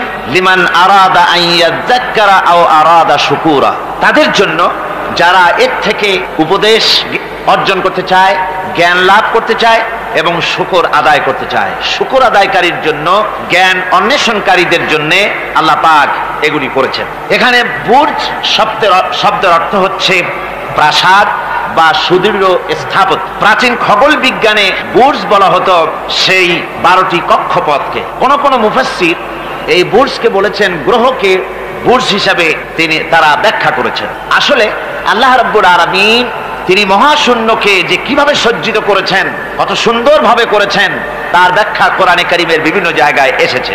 আল্লাহ পাক বলছেন, ওয়ালাকাদ জাআলনা ফিস সামাই বুরুজা ওয়া যায়্যানাহা লিন-নাযিরিন, আমি আকাশে বহু সংখ্যক সুদৃঢ় বুর্জ স্থাপন করেছি এবং দর্শকদের জন্য তা অত্যন্ত সুসজ্জিত করে, সুদৃশ্য করে আমি সংস্থাপন করেছি, সুন্দর করে স্থাপিত করেছি। মহাশূন্য, এর মধ্যে আল্লাহ পাক সৃষ্টি করেছেন অগণিত গ্রহ উপগ্রহ। কত গ্রহ আছে, কত উপগ্রহ আছে, বিজ্ঞানীদের কাছে আজও পর্যন্ত তার কোনো হিসাব মেলেনি। মহাশূন্যে আল্লাহ পাক, মহাশূন্যের মহাবিস্ময়। বর্তমান বিজ্ঞান ক্রমান্বয়ে আশ্চর্য হয়ে যাচ্ছে তাদের নতুন নতুন আবিষ্কারের মাধ্যমে, চিন্তা ভাবনার মাধ্যমে, যে মহাশূন্য আল্লাহ পাক মহাস্রষ্টা কি করে রেখেছেন। একটি বিশাল এক বিস্ময়ের কারখানা। সেখানে রয়েছে মিল্কি ওয়ে, যাকে বলা হয় ছায়াপথ। বিজ্ঞানীরা বলেছেন প্রায় 20,000 কোটি তারকা রয়েছে এই মিল্কি ওয়ের ভেতরে, ছায়াপথের ভেতরে। আবার কেউ কেউ বলেছেন যে সেই তারকার সংখ্যা বলা সম্ভব হবে না, সমুদ্র সৈকতের বালুকণা গণা তবুও সম্ভব, কিন্তু আকাশের তারকারাজি গণা সম্ভব নয়। এখন আল্লাহ পাক সেই মহাশূন্যের ভেতরে সৃষ্টি করে রেখেছেন এই ছায়াপথ। ছায়াপথের ভিতরে আছে যে তারকাগুলি, বিজ্ঞানীরা বলেছেন যে এই তারকাগুলি এত বিরাট বিরাট তারকা আছে। আগে তো ওনারা বলেছিলেন পৃথিবীর চাইতে সূর্যটা হচ্ছে পৃথিবীর চাইতে 13 লক্ষ গুণ বড়। এই বিরাট সূর্য ছিল তাদের কাছে বিস্ময়। এখন তারা বলছেন না, মিল্কি ওয়ের ভিতরে যে সমস্ত তারকার সন্ধান আমরা পেয়েছি, সে সমস্ত তারকা এত বড় বড় বিরাট দানবের মতো, যে ওর এক একটা তারকার ভেতরে যে সূর্য পৃথিবীর চাইতে 13 লক্ষ গুণ বড়, এরকম অন্তত 3 কোটি সূর্যকে একটা তারকার মধ্যে ঢুকিয়ে দেওয়া যায়। সুবহানাল্লাহ, কি বিশাল কাণ্ড। এখন এই তারকা, এই গ্রহ এবং উপগ্রহ রাজি মহাশূন্যে সব পরিভ্রমণ করছে, কেউ কিন্তু দাঁড়িয়ে নাই। বিজ্ঞানীরা বলছেন, কেউ বলেছেন সূর্য ঘোরে, কেউ কয় না পৃথিবী ঘোরে, কেউ কয় না ওই চন্দ্র ঘোরে, কেউ কয় যে না আমরা মিলে সবাই ঘুরি। এখন আসলে বিষয়টা কি, কে ঘোরে আর কে ঘোরে না? আসল কথাটা নিতে হবে কোরআনের কাছ থেকে। কার কাছ থেকে? ওই চন্দ্র সূর্যের স্রষ্টা যিনি, মহাবিশ্বের স্রষ্টা যিনি, তিনিই বলতে পারবেন যে আসলে ঘোরে কে। আল্লাহ রাব্বুল আলামিন বলেন, ওয়া কুল্লুন ফি ফালাকিন ইয়াসবাহুন, মহাশূন্যের পরে যা কিছু আছে সব সন্তরণশীল, সব গতিশীল, কেউ দাঁড়িয়ে নাই, সব সাঁতার কাটতেছে, সব ছোটাছুটি করছে, তা আবার এত দ্রুত গতি এক একটা, যে গতির কথা আমরা চিন্তা করতে পারবো না। ভীষণ তীর্যক গতিতে সব ছুটছে তো ছুটছে, কিন্তু ওখানে আবার কোনো ট্রাফিক পুলিশ নাই। আছে নাকি ট্রাফিক পুলিশ? আমাদের দেশে রাস্তাঘাটে কত ট্রাফিক পুলিশ আর কত ট্রাফিক সিগন্যাল লাইট। একদিকে ট্রাফিক পুলিশের হাতছানি, আর একদিকে ট্রাফিক লাইটের চোখ রাঙানি। এরপরেও অ্যাক্সিডেন্টের অভাব নাই, ঠিক কিনা কর? বেচারা বেবি ট্যাক্সি, গরিব মানুষ রাস্তার এক পাশ দিয়ে যায়, আর ওই দত্তের মতো ট্রাক এসে এক ধাক্কা মারে, গরিব বেচারা বেবি ট্যাক্সি 3 ঠ্যাং উপরের দিকে দিয়ে রাস্তার পাশে বসে আল্লাহ আল্লাহ করে। আমাদের ট্রেন লাইনে অ্যাক্সিডেন্ট, ওই গাড়ির লাইনে অ্যাক্সিডেন্ট, এত কিছু থাকা সত্ত্বেও কিন্তু ওই মহাশূন্যে কোনো সিগন্যাল লাইট নাই, কোনো ট্রাফিক পুলিশ নাই। এই বিশাল চাঁদ, এই বিশাল সূর্য, এবং সূর্যকে গিলে খেতে পারে, কোটি কোটি সূর্য গিলে খেতে পারে এমন তারকা, অথচ অ্যাক্সিডেন্ট নেই। আছে অ্যাক্সিডেন্ট? আল্লাহ রাব্বুল আলামিন এখানে মহাশক্তিশালী অদৃশ্য সীমারেখা সৃষ্টি করেছেন। কোরআনে কারীমে রাব্বুল আলামিন বলেন, লাশ-শামসু ইয়ামবাগি লাহা আন তুদরিকাল কামারা ওয়ালাল লাইলু সাবিকুন নাহার ওয়া কুল্লুন ফি ফালাকিন ইয়াসবাহুন। প্রবল জ্ঞানী হইবে যাহারা, আপন মনেতে বুঝিবে তাহারা। রাত্রি পারে না আগে যাইবার, দিনের স্থান করি অধিকার। চন্দ্র বাঁধে না সূর্যের গায়েতে, সূর্য পারে না চন্দ্রকে ধরিতে। যার যে স্থান বহল রাখিয়া, ভ্রমণ করিছে খোদাকে ডরিয়া। সুবহানাল্লাহি ওয়া বিহামদিহি ইলা আজালিম মুসাম্মা। একটা নির্দিষ্ট সময় সীমা পর্যন্ত আপন আপন কক্ষপথে সব ছুটবে আর ছুটবে, কারো সঙ্গে কারো সংঘর্ষ হবে না। যেরকম সুবহানাল্লাহ। এরপরে ওই মহাশূন্যে অসংখ্য তারকারাজি আল্লাহ সৃষ্টি করে রেখেছেন। এত সুন্দর সুন্দর তারকা আল্লাহ বানিয়েছেন। আল্লাহ রাব্বুল আলামিন বলেন, ওয়ালাকাদ যায়্যানাস সামাআদ দুনিয়া বিমাসাবিহা ওয়া জাআলনাহা রুজুমান লিশ-শায়াতিন। এই দুনিয়ার আকাশখানিকে তারকা প্রদীপ দিয়া সাজায় রেখেছি মনের মতন, দেখো তুমি তাকাইয়া। কি সুন্দর করে তারকাগুলি বানিয়ে রাখলাম, তাকিয়ে দেখো। বিজ্ঞানীরা বলেছেন এমন এমন অনেক তারকা আছে যা আমরা চোখে দেখি না, খালি চোখে ধরা পড়ে না। ওই তারকা এত ঊর্ধ্বে, ওই তারকা যেদিন তৈরি করা হয়েছে সেদিন থেকে নিয়ে আজ পর্যন্ত ওই তারকাগুলির আলো পৃথিবীর মাটি স্পর্শ করে নাই। সুবহানাল্লাহ। অথচ আলোর গতি হচ্ছে প্রতি সেকেন্ডে 1,86,000 মাইল। এই এক এর সেকেন্ড এক, আপনার একে বলা হয় লাইট ইয়ার, আলোক বর্ষ। এই হিসাবের সেকেন্ড, এই হিসাবের মিনিট, এই হিসাবের সপ্তাহ, মাস এবং বর্ষ। এরকম অসংখ্য লাইট ইয়ার, আলোক বর্ষ চলে গিয়েছে, আজও পর্যন্ত সেই তারকার আলো পৃথিবীর মাটি স্পর্শ করে নাই। তাহলে সেই তারকা কোথায়? সুবহানাল্লাহ পড়ে। যারা একটু আল্লাহরে গাল দিতে পারে, একটু আল্লাহ এবং ইসলামকে অস্বীকার করতে পারে, তারা আবার হিরো হয়ে যায়। দেখছেন না অবস্থা? হিরো হয়ে যায়। ওরা বলে আল্লাহ নাই, আকাশ দেখে বলে যে মহাকাশ, আসলে তো মহাকাশ না, ওটা অনেক দূরে, তাই নীলা নীলা দেখা যায়, অন্ধকার অন্ধকার ওরকম নীল রঙের দেখা যায়, আসলে আকাশ বলতেও কিছু নাই। এরপরে ইউরি গ্যাগারিন, যিনি প্রথম মহাশূন্য পরিভ্রমণ করেছিলেন, তিনি মহাশূন্য পরিভ্রমণ করে ফিরে এসে বলেছিলেন, মহাশূন্য পরিভ্রমণ করে ফিরে এলাম। মুসলমানেরা যাকে আল্লাহ বলে, খ্রিস্টানের যাকে গড বলে, আল্লাহ আর খ্রিস্টান সেই গডের অস্তিত্ব লক্ষ লক্ষ মাইলের কোথাও দেখি নাই, পাই নাই। আমি বলি বেকুব, আল্লাহরে তুমি দেখবা? তুমি তো তোমার নিজের শরীরও দেখো না। তোমার মাথাটার পেছনটা দেখতে কেমন, তোমার পিঠটা দেখতে কেমন, তোমার বডির একদম পেছনের অংশটা দেখতে কেমন, তাকে জিন্দিগিতে আয়না ছাড়া দেখতে পেরেছো কোনোদিন? নিজের শরীরই দেখতে পাও না, আর শরীরের স্রষ্টা মহান আল্লাহকে দেখতে চাও, দারুণ দুঃসাহস পোষণ করতেছে। আল্লাহ পাকের ওই মহান সৃষ্টি, এই বিশাল সৃষ্টির তুলনায় আমাদের অবস্থান কোথায়? আমাদের অবস্থান হচ্ছে মহাসমুদ্রের ভিতরে কাগজ দিয়ে নৌকা বানায়া যদি ছেড়ে দেওয়া যায়, তো মহাসমুদ্রে কাগজের নৌকাটার যে অবস্থা, এই আল্লাহর মহাবিশ্বে মহাশূন্যের ভেতরে স্পেস, মহাশূন্য আল্লাহর মহাসৃষ্টি, এর ভেতরে আমাদের অবস্থানও আটলান্টিক মহাসাগরে কাগজের নৌকাটা যেমন, আমাদের পৃথিবীর অবস্থাটা তেমন। সুবহানাল্লাহ। আল্লাহ কত বিরাট! সুবহানাল্লাহ। আমার বন্ধুগণ, আল্লাহ পাক বলছেন যে এইভাবে করে আমি চন্দ্র সৃষ্টি করেছি এবং সূর্য সৃষ্টি করেছি। ওয়াজআলা ফিহা সিরাজা ওয়া কামারাম মুনীরা, সেখানে একটা প্রদীপ আমি জ্বালিয়েছি, সেই প্রদীপটা হচ্ছে সূর্য।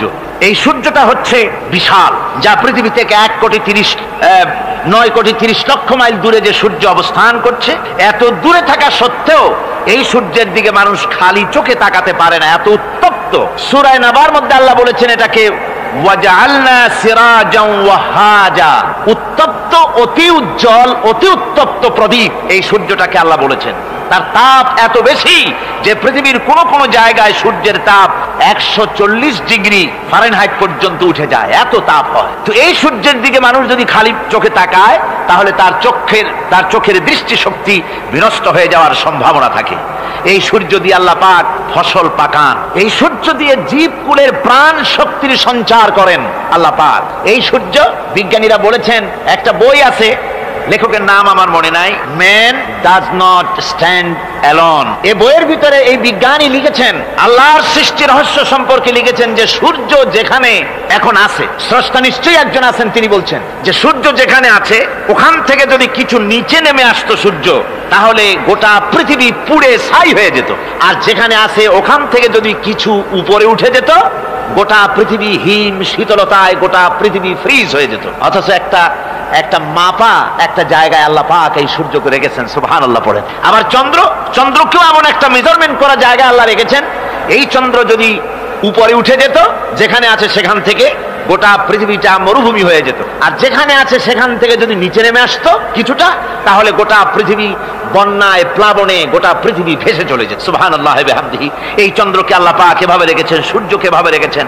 আবার এই সূর্যের রয়েছে অতি বেগুনি রশ্মি, সেই অতি বেগুনি রশ্মি যেন এমন একটা পাওয়ার আছে সূর্যের, যে সূর্যের তাপ যদি পৃথিবীর মানুষ গায়ে লাগে, ওই রশ্মিটা যদি লাগে, সৃষ্টি জগতের ক্যান্সার হবে, সৃষ্টি জগৎ মরে যাবে, বাঁচতে পারবে না, অসুখ করবে। সেজন্য ওজোন স্তর একটা আল্লাহ বানিয়ে রেখেছেন, ওজোন একটা স্তর, যেটাকে বিজ্ঞানীরা এখন বলছেন গ্রিন হাউস এফেক্ট। এই ওজোন স্তরে ফাটল ধরেছে, বিজ্ঞানীরা লক্ষ্য করেছেন ওজোন স্তরে ফাটল ধরে সূর্যের সেই ক্ষতিকারক পাওয়ারটা পৃথিবীর মাটির কাছে চলে আসতেছে। এখন এটাকে ঠেকাবার ব্যবস্থা করা হচ্ছে। আমার বন্ধুগণ, এটা কেন হচ্ছে? আল্লাহ রাব্বুল আলামিন বলেন, ওয়ামা আসাবাকুম মিন মুসিবাতিন ফাবিমা কাসাবাত আইদিকুম। তোমাদের উপরে যত বিপদ আছে, মুসিবত আছে, সব তোমাদের হাতের কামাই করা, দুই হাতের কামাই করা, দু হাত দিয়ে যা কামাই করেছো তার ফল তোমাদের পেতে হচ্ছে। গ্রিন হাউস এফেক্ট কেন হলো? কারণ হচ্ছে আমাদের গাড়ি থেকে যে কার্বন ডাই অক্সাইড, কালো ধোঁয়া আমরা বের করি, আমাদের মিল কল কারখানা থেকে যে চিমনি থেকে কালো ধোঁয়া বের হয়, এগুলিকে শোষণ করার জন্য, এগুলিকে নষ্ট করার জন্য হলো গাছ। গাছ হলে মানুষের বন্ধু। আমরা জনমের মতো গাছ কাটি, লাগাই না। এভাবে করে প্রকৃতির ভারসাম্য আমরা নষ্ট করেছি। আমরা প্রকৃতির ভারসাম্য নষ্ট করবার জন্য ইচ্ছে করে দেশের পাহাড়গুলিকে ধ্বংস করছি। অথচ আল্লাহ পাক বলেছেন, এই পাহাড় পৃথিবীর ভারসাম্য রক্ষার জন্য, প্রকৃতির ভারসাম্যকে রক্ষা করার জন্য আমি পাহাড় সৃষ্টি করেছি। জোরে বলেন সুবহানাল্লাহ।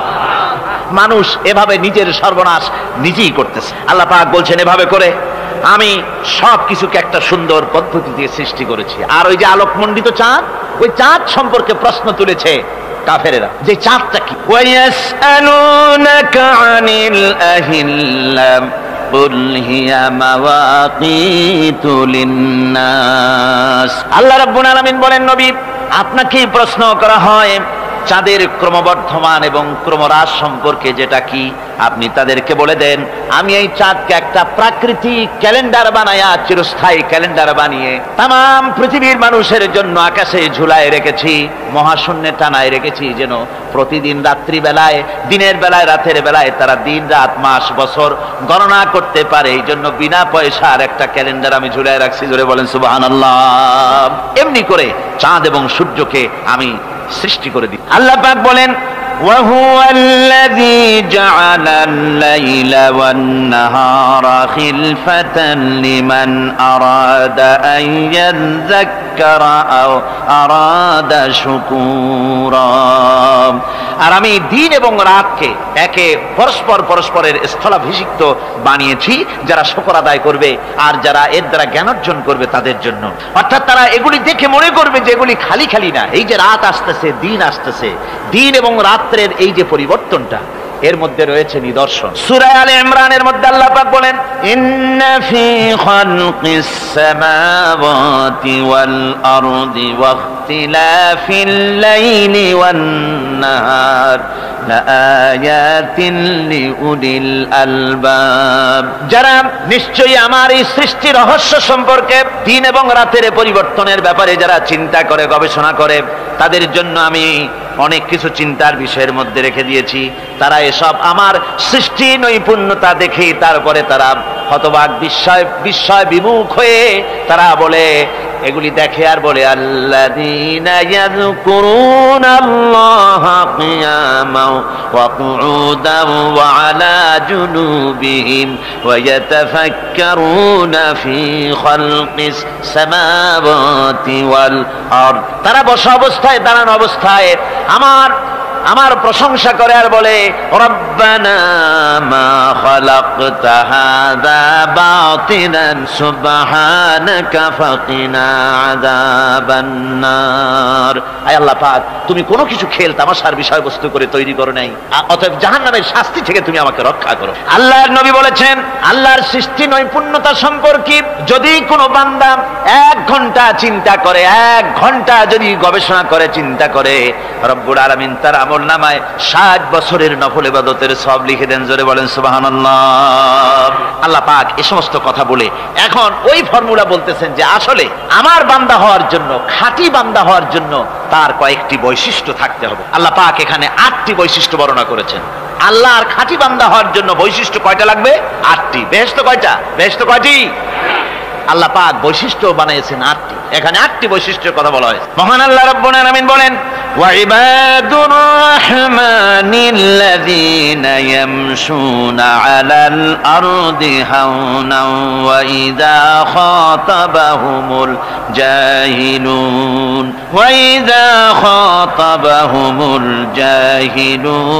قالوا سلاما।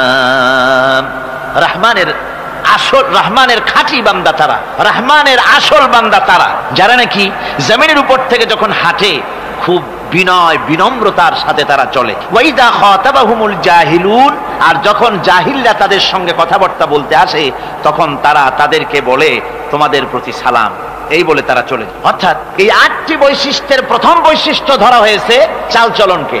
ইমানদার খাঁটি বান্দা যারা, তাদের চাল চলন সম্পর্কে প্রথম বৈশিষ্ট্য ধরা হয়েছে।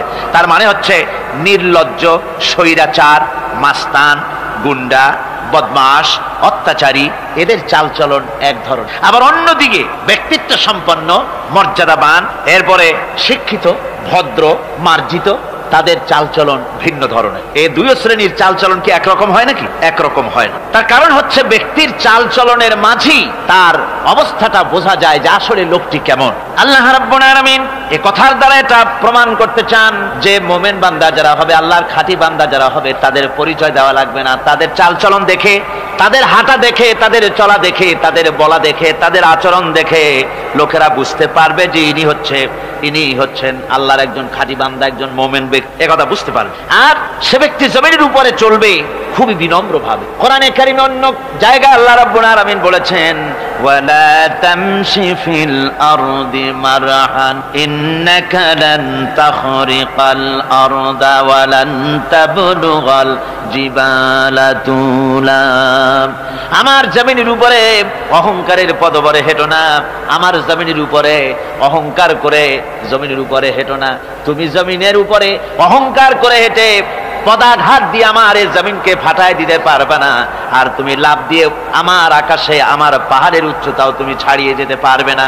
অহংকার করে কেউ কি পায়ের আঘাত দিয়ে জমিনটাকে ফাটায় দিতে পারে? কি বলেন, পারবে? আর অহংকার করে লাফ দিয়ে পাহাড়ের উচ্চতাও কি কেউ ছাড়িয়ে যেতে পারবে? পারবে না। সুতরাং অহংকার, মোমেন ব্যক্তি যারা, তারা অহংকার করতে পারে না। অহংকার মোমেনের স্বভাব নয়। অহংকার করতে পারে কেবলমাত্র আল্লাহ রাব্বুল আলামিন। অহংকার হচ্ছে আল্লাহ পাকের ইজাত। অহংকার কে করতে পারেন? আল্লাহ পাক করতে পারেন। মানুষের অহংকার শোভা পায় না। মানুষ, তোমার আবার অহংকার কিসের? 1 ফোঁটা নাপাক পানি দিয়ে যার জন্মের উৎস, এমন নাপাক পানি যা শরীর থেকে নির্গত হলে পরে গোসল করা ফরজ হয়ে যায়, এমন 1 ফোঁটা নাপাক পানি যার জন্মের উৎস, তার অহংকার কি? অহংকার করবেন আল্লাহ রাব্বুল আলামিন। হাদিসে কুদসির ভিতরে এসেছে, আল্লাহ পাক বলেছেন, যে ব্যক্তি অহংকার করে সেজন্য আমার চাদর নিয়ে টানাটানি করে। জোরে কোন নাউযুবিল্লাহি মিন যালিক। সুতরাং মুমিন বান্দা যিনি হবেন, আল্লাহর খাঁটি বান্দা, রহমানের খাঁটি বান্দা, সে ব্যক্তি কখনো জমিনের উপর অহংকারের সাথে চলাফেরা করবে না, বরং তার চাল চলন হবে অত্যন্ত বিনম্র। আর কি? আর হলো জাহিলদের সঙ্গে সে কোনো বিতর্কে লিপ্ত হবে না। জাহিলরা গালাগালি দেবে, গালাগালির জবাবে সে গালাগালি দেবে না। জাহিলরা অত্যাচার করবে, অত্যাচারের জবাবে সে অত্যাচার করবে না, বরং তাদেরকে দেখলে, তারা অত্যাচার করতে আসলে, তারা গালাগালি দিলে তাদের জবাবে ইদফা বিল্লাতি হিয়া আহসান, তাদের জবাবে তাদেরকে সালাম দিয়ে সেখান থেকে তারা কেটে পড়বে। সূরা কাসাসে অন্য জায়গায় আল্লাহ রাব্বুল আলামিন একথা আবার এভাবে বলতেছেন, ওয়াইজা সামিউল লাগবা আ'রাদু আনহু ওয়া ক্বালু লানা আ'মালুনা ওয়া লাকুম আ'মালুকুম সালামুন আলাইকুম লা নাবতাগিল জাহিলিন। আল্লাহ পাক বলছেন যে যখন মুমিনেরা পরস্পরে মুমিনদের সাথে জাহিলদের যখন দেখা সাক্ষাৎ হয়ে যায়, যখন ঝগড়ায় লিপ্ত হতে চায়, তখন মুমিনেরা যারা মুমিন বান্দা, আল্লাহর খাঁটি বান্দা, তারা বলবে যে তোমাদের আমলের প্রতিফল তোমরা পাবা, আমাদের কৃতকর্মের ফল আমরা পাবো, সুতরাং তোমাদের প্রতি সালাম, তোমাদের সাথে আমাদের কোনো সম্পর্ক নাই, ঝগড়াঝাটি না করে তারা ফিরে আসবে। আল্লাহ পাক এরপরে বলেন, ওয়াল্লাযীনা ইয়াবিতুনা লিরাব্বিহিম সুজদান ওয়া কিয়ামা।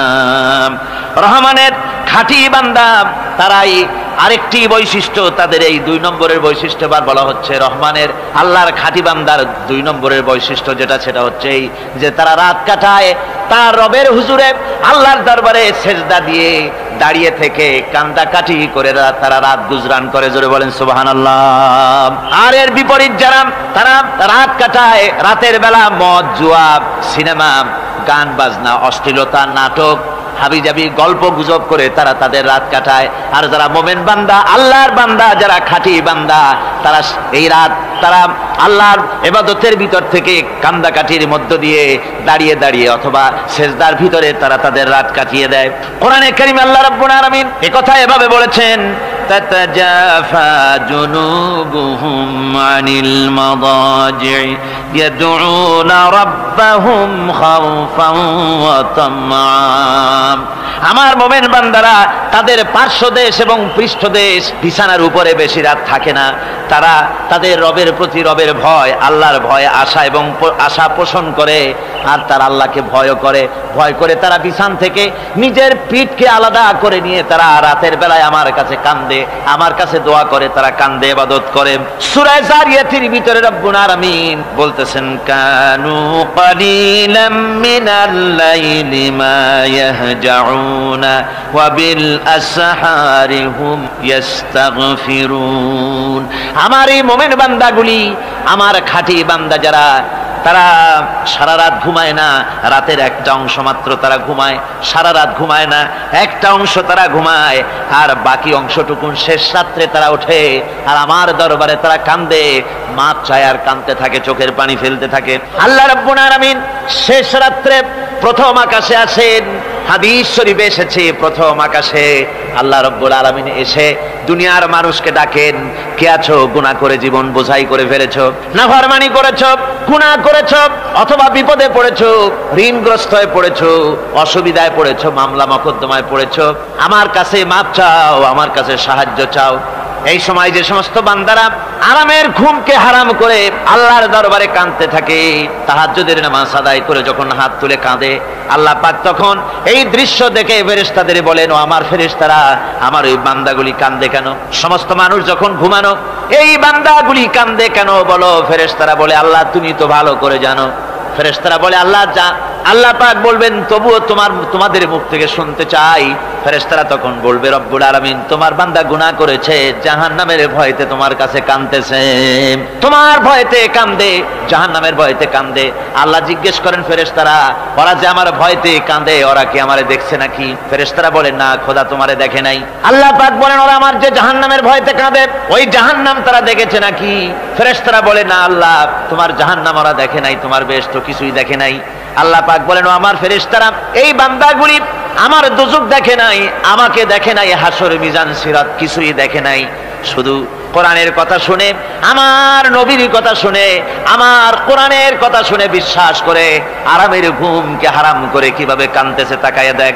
আমার রহমতের দরিয়ায় জোশ মেরে গেছে, তোরা সাক্ষী থেকে যা, আমার ওই ক্রন্দনরত বান্দাগুলিকে আমি আল্লাহ মাফ করে দিলাম। আমার ভাইয়েরা, আল্লাহ পাক বলেন, আম্মান হুয়া কানিতুন আনা আল-লাইলি সাজিদাও ওয়া কাইমা। আল্লাহ রাব্বুল আলামিন বলেন, সিজদার ভিতরে আর দাঁড়ানোর ভিতরে আমার এই বান্দাগুলি আখিরাতে আমার সঙ্গে দেখা করা লাগবে এই ভয়তে, জাহান্নামের ভয়তে তারা কান্দে। এভাবে কাঁদতে থাকে, আর আল্লাহ পাক ওই সময় তাদের গুনাহ মাফ করতে থাকেন। কোরআনে কারীমের ভিতরে আল্লাহ পাক বলেন, সারা রাত ঘুমাতে আল্লাহ নিষেধ করেছেন, সারা রাত যেন ঘুমায়ো না, পাইকারি দরে ঘুমায়ো না, একটু জাগো। ওয়াজকুর ইসমা রাব্বিকা বুকরাতাও ওয়া আসীলা, সকাল এবং সন্ধ্যায় তোমার প্রভুর, তোমার রবের জিকির করো, স্মরণ করো। ওয়া মিনাল লাইলি ফাসজুদ লাহু ওয়া সাব্বিহহু লাইলান তাওয়িলা, তোমার রাতের বেলায় রাতের একটা অংশ সিজদায় অবনত হও, আর রাতের দীর্ঘ সময় ঘুমায় থেকো না, হয় একটা লম্বা সময় ঘুমাও, কিন্তু একটা অংশ রাখো যে সময় তুমি আমার দরবারে সিজদায় পড়ে যাবে, কাঁদবে। আমার বন্ধুগণ, রাতটা ওয়াজআলনাল লাইলা সুবাতা, আল্লাহ রাব্বুল আলামিন ওয়াজআলনা সুবাতা ওয়াজআলনান নাওমা সুবাতা ওয়াজআলনাল লাইলা লিবাসা, ঘুমকে বানাইছেন আল্লাহ শান্তির বাহন, আর রাতকে করেছেন আচ্ছাদন। রাতকে কি করেছেন? আচ্ছাদন। রাতকে একটা পর্দা লাগিয়ে দিয়েছেন, রাতের পর্দা। যেহেতু প্রেম ভালোবাসা ঢোল পিটায় করা যায় না, ঢোল পিটায় প্রেম করা যায় যায় না, মানুষকে দেখায় দেখায় প্রেম ভালোবাসা করা যায় না। এটা হলো দুনিয়ার রীতিনীতি, দুনিয়ায় যেটা মানুষেরা করে। আসল সবচাইতে বড় ভালোবাসার পাত্র হলেন আল্লাহ, মাসুক হলেন আল্লাহ, আশেক হলো মানুষ। আশেক এবং মাসুকের ভিতরে প্রেম বিনিময় হবে, ভালোবাসার আদান প্রদান হবে, কথোপকথন হবে।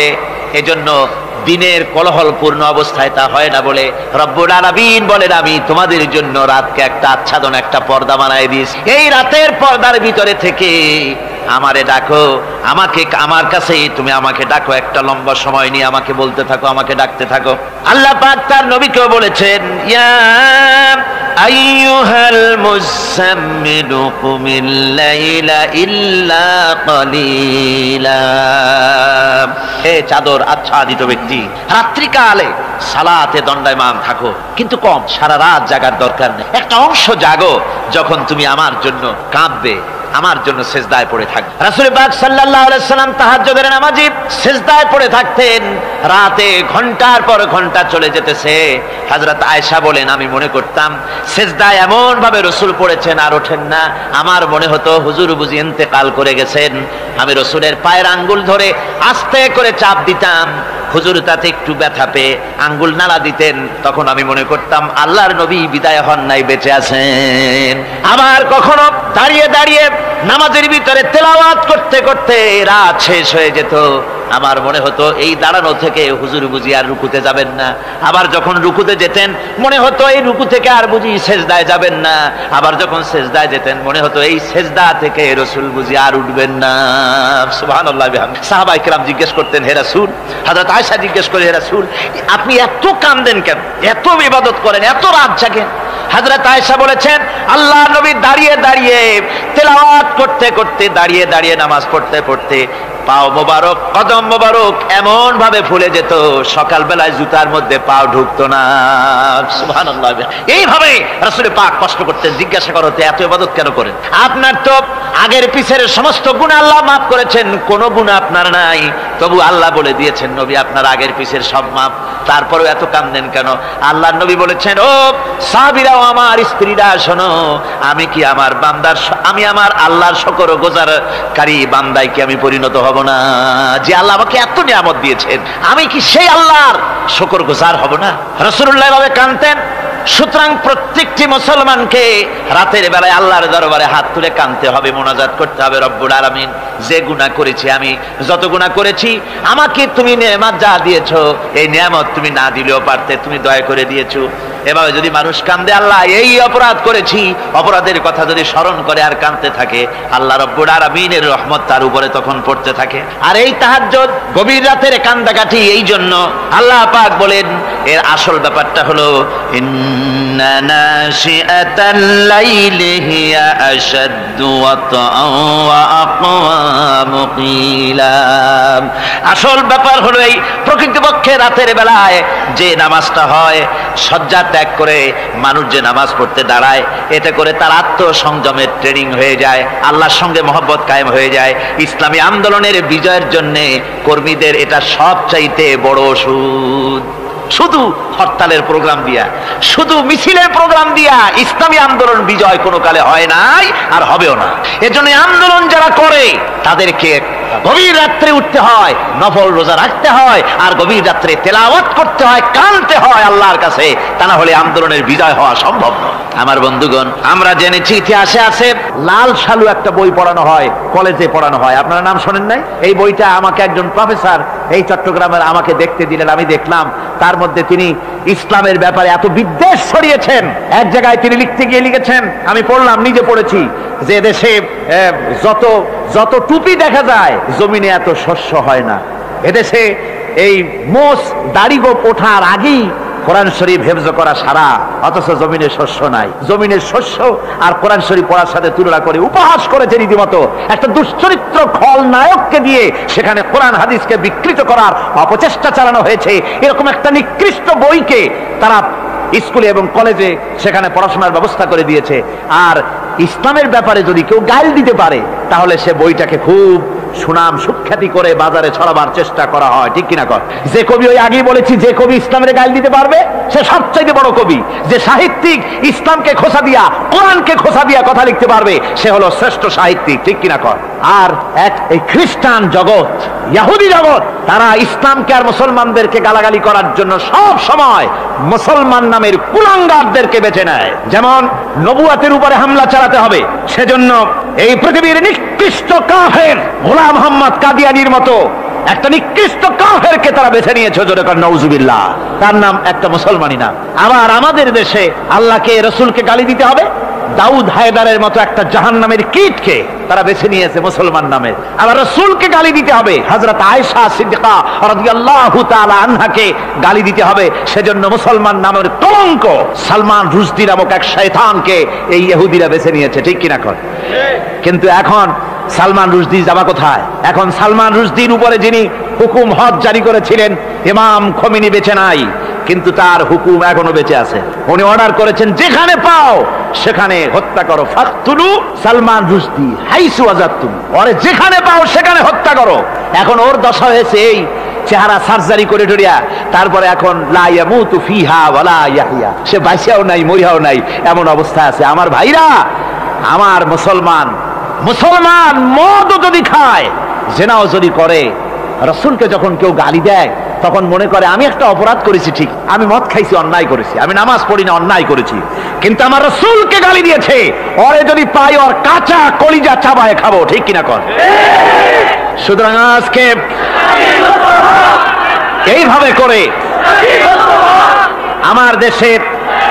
আমার দেশের শিক্ষা ব্যবস্থাকে নষ্ট করা হয়েছে এই ধরনের বই পড়িয়ে। এবং এক শ্রেণীর শিক্ষক আছেন যারা কলেজ ইউনিভার্সিটিতে অপ্রাসঙ্গিকভাবে ইসলামকে গালাগালি করে, আল্লাহকে গালি দেয়, ইসলামকে গালি দেয়, মুসলমানদেরকে গালি দেয়। বরদাস্ত করতে পারি না। বলি বন্ধুরা, ইসলাম যদি ভালোই না লাগে তাহলে নামটা মুসলমানি নাম রাখছেন কেন? ঘোষণাটা দিয়ে দেন, আমরাও জানাজা না পড়াবার হাত থেকে বেঁচে যাই, ঠিক কিনা? সুতরাং এরা ওই জায়গায় বসে আছে আমাদের সন্তানদের মস্তিষ্ককে বিকৃত করার জন্য। আল্লাহ রাব্বুল আলামিন বলেন এভাবে করে, ওয়াল্লাযীনা লা ইয়াদউনা মা'আল্লাহি ইলাহান আখারা ওয়া লা ইয়াকতুলুনান নাফসাল্লাতী হারামাল্লাহু ইল্লা বিল হক, তারা হত্যা থেকে বিরত থাকে, মানুষকে হত্যা করে না। ওয়া মান ওয়ালা ইয়াজনুন, আর তারা ব্যভিচার করে না, জিনা ব্যভিচার করে না। জিনা ব্যভিচার সম্পর্কে কোরআন শরীফ বলছে, ওয়ালা তাকরাবুজ জিনা ইন্নাহু কানা ফাহিশাতান ওয়া সাআ সাবিলা। জিনা করা তো দূরের কথা, আল্লাহ পাক বলছেন জিনার নিকটবর্তী হয় না। জিনার নিকটবর্তী মানুষ হয় কিভাবে? জিনার নিকটবর্তী হওয়ার জন্য কতগুলি উপকরণ এবং উপাদান আছে। তা হচ্ছে অশ্লীল নৃত্য গীত, তা হচ্ছে যৌন আবেদনমূলক পত্র পত্রিকা, তা হচ্ছে অশ্লীল ছায়াছবি, তা হচ্ছে নারী সৌন্দর্যের প্রদর্শনী। এই সব জিনিসগুলি মানুষকে জেনার দিকে আকৃষ্ট করে। এসব কি আমাদের সমাজে চালু আছে? আমাদের সমাজে আছে? তো জেনার উপকরণ কি কি বললাম? জেনার উপকরণ হচ্ছে সহশিক্ষা, জেনার উপকরণ হচ্ছে নারীর সৌন্দর্য প্রদর্শনী, জেনার উপকরণ হচ্ছে অশ্লীল পত্র পত্রিকা এবং অশ্লীল ছায়াছবি। এগুলি মানুষকে জেনার দিকে আকৃষ্ট করে, উদ্বুদ্ধ করে। এসব আমাদের সমাজে চালু আছে। ব্যাঙ্গের ছাতার মতো ভিডিও ক্লাব চালু হয়েছে শহরের কোনায় কোনায়, রাস্তার মোড়ে মোড়ে, আর এ দিয়ে ছবি এনে মানুষ দেখতে থাকে আর চরিত্র নষ্ট হতে থাকে। এরপরে রয়েছে সহশিক্ষার ব্যবস্থা, রয়েছে নারীদের বেপরদিগি সৌন্দর্যের প্রদর্শনী, আর রয়েছে যৌন আবেদনমূলক পত্র পত্রিকা। আর পত্র পত্রিকার কাজই হচ্ছে এখন যৌন সুশ্রুতি দেওয়া আর ইসলামকে গালি দেওয়া। বর্তমান সরকারের আমলে 1991 সনের জানুয়ারি থেকে শুরু করে, যখন সরকারের স্থিতিশীলতা ছিল না, জানুয়ারি ফেব্রুয়ারি মাস থেকে নিয়ে আজ পর্যন্ত বর্তমান সরকার প্রায় 138টি সাপ্তাহিক, পাক্ষিক, মাসিক, দৈনিক পত্রিকার ডিক্লারেশন দিয়েছেন। এতগুলি পত্রিকা, আর সমস্ত পত্রিকায় ওনারা ঘোষণা করেছেন যে আমরা সাংবাদিকতার সর্বোচ্চ স্বাধীনতা দিয়েছি। আর এই সর্বোচ্চ স্বাধীনতার সুযোগ নিয়ে প্রত্যেকটি পত্রিকা, অলমোস্ট প্রায় প্রত্যেকটি পত্রিকা ইসলামকে গালি দিচ্ছে। আর কিছু পত্রিকা সমাজে চালু হয়েছে, বাংলাদেশে চালু হয়েছে ভারতের রয়ের টাকায়। ভারতের রয়ের টাকা দিয়ে যে পত্রিকা, দৈনিক এবং সাপ্তাহিক পত্রিকা চালু হয়েছে, তার ভিতরে রয়েছে দৈনিক ভোর এবং আজকের কাগজ, সাপ্তাহিক পূর্বাভাস।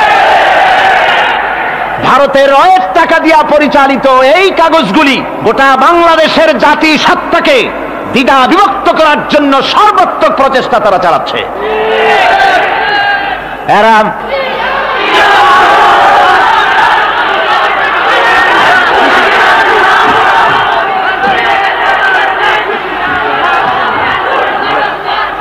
আমার বন্ধুগণ, এ ধরনের একটা না, প্রয়োজন হলে সব নাম আমরা তুলে ধরবো।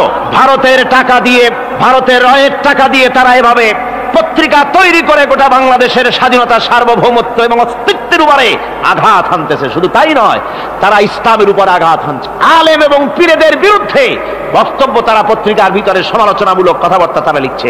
এমন একটা সাপ্তাহিক পত্রিকা কম পাবেন যেখানে ইসলামকে, ইসলামী আন্দোলনকে কিছু না কিছু খোঁচা মারা না হচ্ছে। ঠিক কিনা কর, যারা বলেন ঠিক কিনা?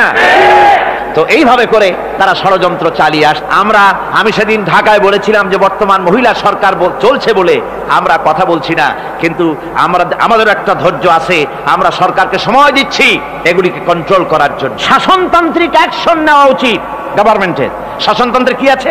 শাসনতন্ত্রে, সংবিধানে, কনস্টিটিউশনে লেখা আছে যে নাগরিকদের কোন ধর্মীয় অনুভূতিতে আঘাত লাগতে পারে এমন কোন কথা, এমন কোন বক্তব্য কেউ লিখতেও পারবে না, বলতেও পারবে না। সেটা দণ্ডমূলক শাস্তি, এটা শাস্তি হবে। তার এ ধরনের কথা লেখা আছে।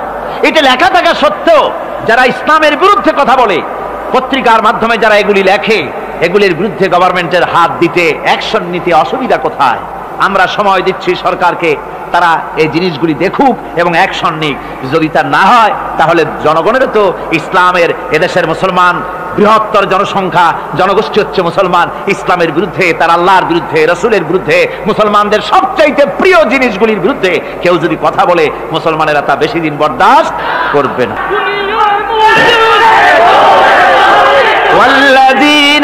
আল্লাহ পাকের বলেন ইউদাআফ লাহুল আযাবু ইয়াওমাল কিয়ামাতি ওয়া ইয়াখলুদ ফীহি মুহানা।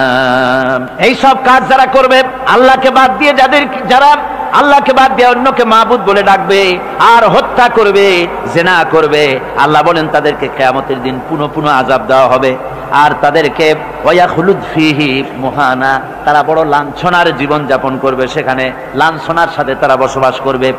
ইল্লা মান তাবা ওয়া আমানা ওয়া আমিলা আমালান সালিহান ফাউলাইকা ইউবাদদিলুল্লাহু সাইয়্যাতিহিম হাসানাত ওয়া কানাল্লাহু গফুরার রহিমা।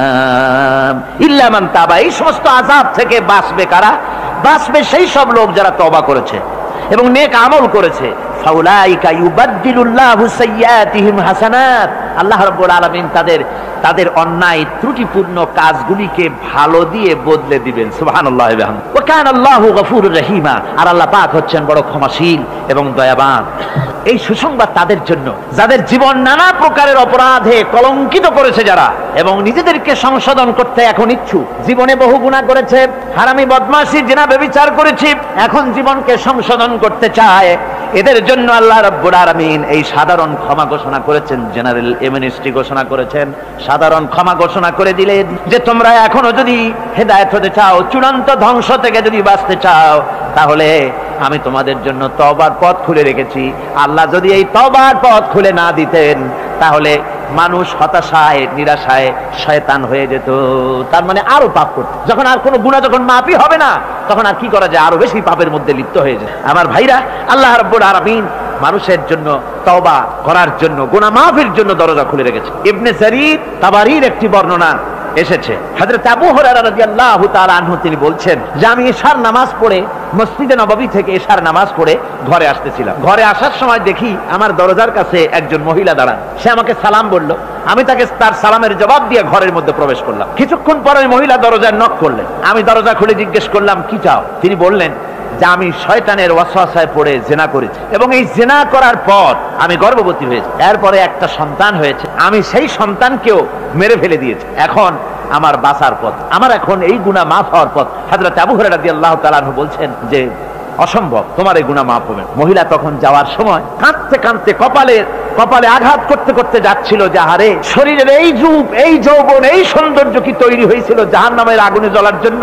এইভাবে করে চিৎকার দিতে দিতে মহিলা যান। হযরত আবু হুরায়রা বলেন, আমি সকালবেলায় আল্লাহ রাসূলের সঙ্গে ফজরের নামাজ আদায় করে আল্লাহ নবীকে ঘটনা শোনালাম। বললাম, হে রাসূল, আমি তো মহিলাকে এইরকম জবাব দিয়ে। হযরত আবু হুরায়রা দৌড়ে গেলেন, বললেন আমি ছুটতে লাগলাম, এমন ভুল আমি কথা বলেছি। মহিলা তো হতাশ হয়ে গিয়েছে। তিনি খুঁজতে খুঁজতে মহিলাকে পেয়ে গেলেন, যে বললেন, ও মহিলা, আল্লাহর হাবিব তোমার সম্পর্কে এই কথা বলেছেন, তুমি যদি তওবা করো আল্লাহ রাব্বুল আলামিন তোমাকে মাফ করে দিবেন, আর তোমার দোষ ত্রুটিগুলির বিনিময় আল্লাহ তোমাকে নেক দিয়ে বদলায় দিবেন, তোমাকে আল্লাহ মাফ করবেন। মহিলা শোনা মাত্র আল্লাহু আকবার বলে চিৎকার মেরে সিজদায় পড়ে গেলেন। তিনি প্রাণ ভরে কাঁদলেন আর বললেন, আল্লাহ তোমার দরবারে শুকরিয়া আদায় করি যে আমার মতো গুনাহগারের জন্য তুমি যে তওবার দরজা খোলা রেখেছো। তিনি তার নিজের দাসীকে এবং তার বাচ্চাকে, কৃত দাসীকে আল্লাহ শকরার্থে মুক্ত করে দিলেন। আমার ভাইয়েরা, এভাবে করে যারা নাকি আল্লাহর দরবারে যারা এভাবে মাপ চায় আল্লাহ পাক তাদেরকে মাফ করে দিবেন। তওবা করার জন্য রব্বুল আলামিন পথ খুলে রেখে দিয়েছেন। আবার অন্য হাদিসে এসেছে হযরতে রাসূল পাক সাল্লাল্লাহু আলাইহি ওয়াসাল্লামের কাছে এক বৃদ্ধ এসে বলেছিলেন, হে আল্লাহর নবী, আমি যত গুনাহ করেছি সমস্ত গুনাহ যদি দুনিয়ার মানুষেরকে ভাগ করে দেওয়া হয় তাহলে একযোগে সব মানুষকে তা ডুবাইয়া ছাড়বে, এত গুনাহ আমি করেছি। এমন কোন গুনাহ নাই যে আমি করি নাই। হে আল্লাহ রাসূল, আমার এই গুনাহ মাফ হবে নাকি? আল্লাহর নবী বলেন, তুমি কি মুসলমান হয়েছো? লোকটি বলল, হুজুর আমি মুসলমান হয়ে গেছি। আশহাদু আল্লা ইলাহা ইল্লাল্লাহু ওয়াহদাহু লা শারীকা লাহু ওয়া আশহাদু আন্না মুহাম্মাদান আবদুহু ওয়া রাসূলুহু। পড়েন সবাই, আশহাদু আল্লা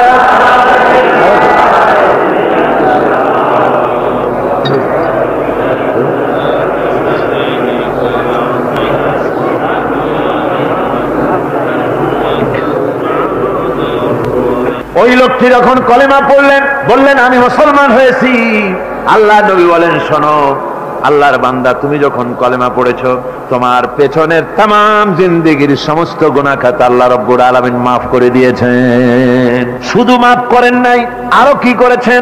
ওয়ায়ুবাদদিলুল্লাহু সাইয়্যাতিহিম হাসানাত। দোষ ত্রুটি তোমার যা আছে, যে ব্যক্তি তওবা করে আল্লাহর পথে চলে, নেক আমল করে, পেছনের জীবনের দোষ ত্রুটি যা করেছেন সবগুলির বদলে আল্লাহ রব্বুল আলামিন নেকি লিখে দিবেন। জোরে বলেন সুবহানাল্লাহ।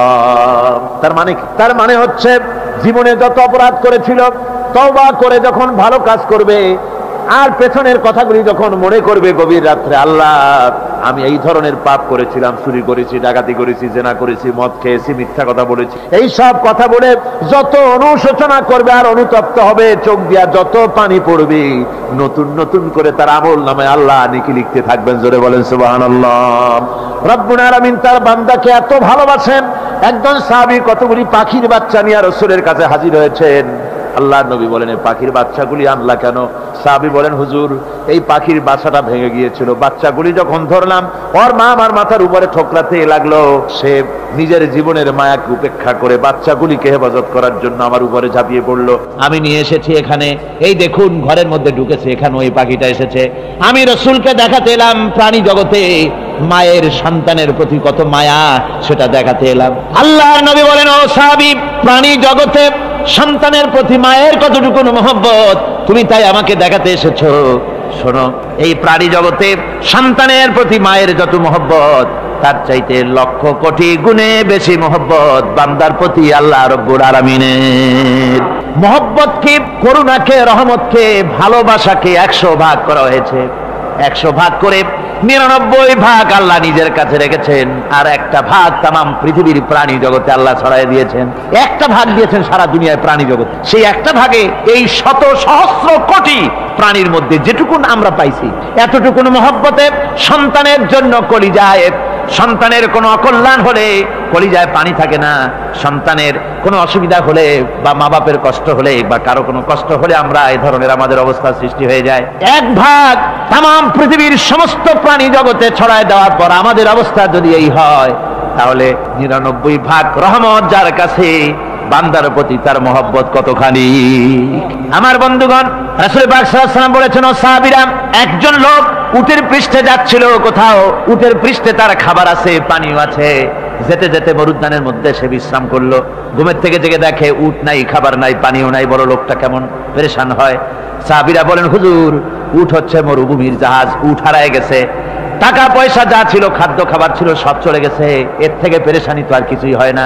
হুজুর বলেন, লোকটা খানিকক্ষণ চিন্তা ভাবনা করতে করতে কিছুক্ষণ পর দেখলো উট ফিরে এসেছে, সমস্ত টাকা তার ওই খাদ্য আর পানিও নিয়ে হাজির হয়ে গেছে। বলো কেমন খুশি হয়? হুজুর, হযরত সাহাবীরা বলেন, হুজুর, এর থেকে খুশি আর কি হতে পারে? লোকটার দিল তো ভরে যাবে। আল্লাহর নবী বলেন, ও সাহাবীরা, কোন বান্দা যদি আল্লাহর থেকে নাফরমান হয়ে যায়, নামাজ ছেড়ে দেয়, জিনা, ব্যভিচার, বদমাশি, নাফরমানিতে যদি যখন লিপ্ত হয়ে যায়, উঠারা ব্যক্তি উট পাওয়ার জন্য যেমন পেরেশানি বোধ করে, আল্লাহ রাব্বুল আলামিন তার ওই নাফরমান বান্দার জন্য, আল্লাহ রাব্বুল আলামিন ফিরে আসার জন্য আল্লাহ রাব্বুল আলামিন চান। বান্দা যখন, নাফরমান বান্দা নিজের গুনাহ বুঝতে পেরে যখন সেজদায় পড়ে গিয়া কান্দে, রব্বুল আলামিন আমার গুনাহ মাফ করে দাও, এইভাবে যখন কাঁদতে থাকে, রব্বুল আলামিন, আল্লাহর হাবিব বলেন, উঠারা ব্যক্তি উঠ ফেলে পড়ে, ওই ব্যক্তি যত খুশি হন। কোন নাফরমান বান্দা যখন সেজদায় পড়ে যায়, আল্লাহ রাব্বুল আলামিন এর চাইতে লক্ষ কোটি গুণে বেশি খুশি হয়ে যান। আল্লাহ পাক হচ্ছেন রহমান রহিম, গাফুরুর রহিম। পৃথিবীতে এমন কে আছে আপনি আমাকে বলেন? এমন কে আছে অপরাধ করবে না আর সে বলবে আয় তোরে মাফ করে দেই? বলেন, এরকম আছে নাকি? কেউ বলেন আছে? এমন কি বাপ মা ছেলে অন্যায় করেছে, বাপ মার দিল চায় ছেলেটা যদি মাপ চাইতো, বড্ড ভালো হতো, ওর সাথে প্রাণ ভরে কথা বলতাম, বুকের সাথে জড়িয়ে নিতাম, কিন্তু মুখ খুলে বলে না যে অপরাধ করেছিস, মাপ চাইয়া যা, এরকম বলে। মাও বলে না, বাপেও বলে না, কিন্তু একমাত্র মহান সত্য রব্বুল আলামিন, বান্দা যখন গুনাহ করে আল্লাহ ডাকে, বান্দারে গুনাহ করেছিস ফিরে আয়, আমি তোরে মাফ করে দেব। গুনাহ করেছিস ফিরে আয়, জিনা করেছিস ফিরে আয়, মদ খেয়েছিস ফিরে আয়, মানুষ হত্যা করেছিস ফিরে আয়, কুফরি করেছিস ফিরে আয়, আগুন পূজা করেছিস ফিরে আয়, মাটি পূজা করেছিস, সূর্য পূজা করেছিস, যা করেছিস না কেন ফিরে আয়, আমাকে ডাক দে, আমি তোর জিন্দেগির গুনাহ আমি আল্লাহ মাফ করে দেব।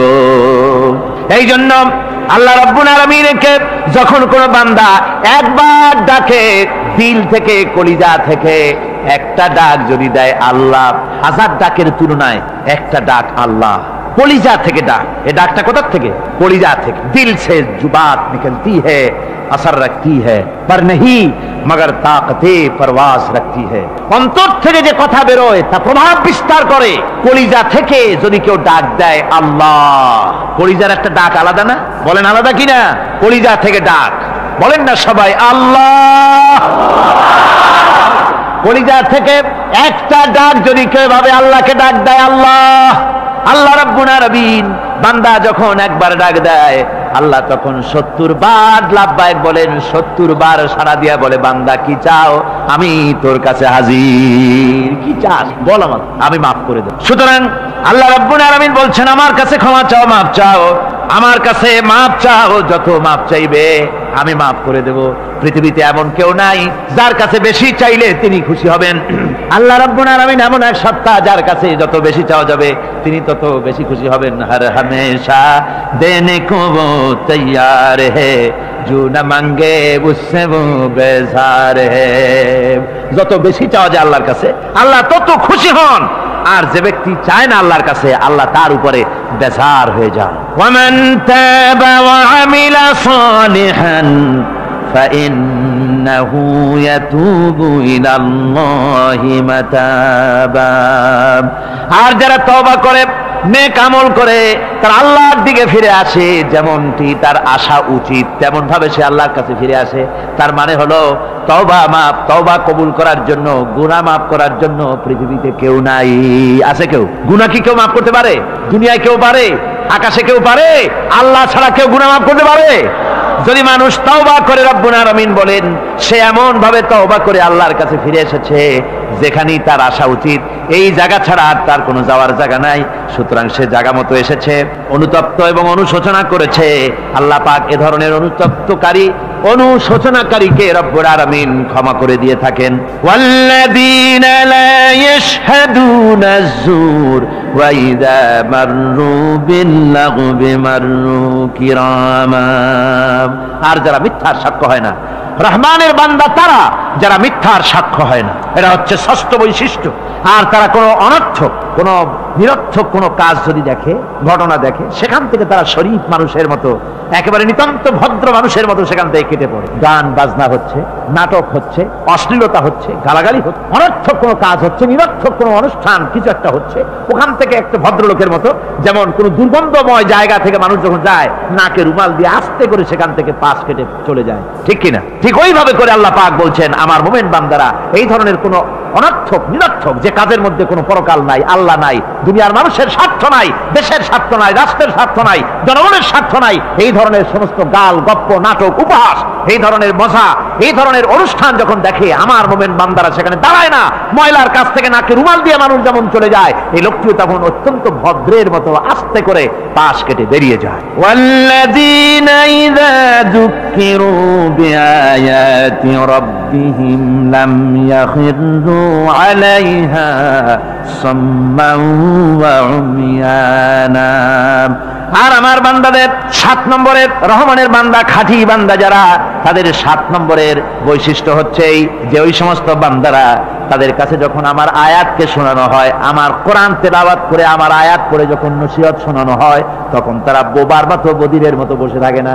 কথা বুঝতে পেরেছেন? রহমানের খাঁটি বান্দা যারা, তাদের কাছে কোরআনের কথা ওয়াজ করে যখন শোনানো হয়, আল্লাহর কালাম যখন শোনানো হয়, আয়াত পড়ে পড়ে যখন নসিহত শোনানো হয়, লাম ইয়াখিরু আলাইহা সুম্মান ওয়া উমিয়ানা, তখন ওই ব্যক্তি অন্ধ এবং বধিরের মতো চুপ করে বসে থাকে না, বরং আমল করা শুরু করে দেয়। জোরে বলেন সুবহানাল্লাহ।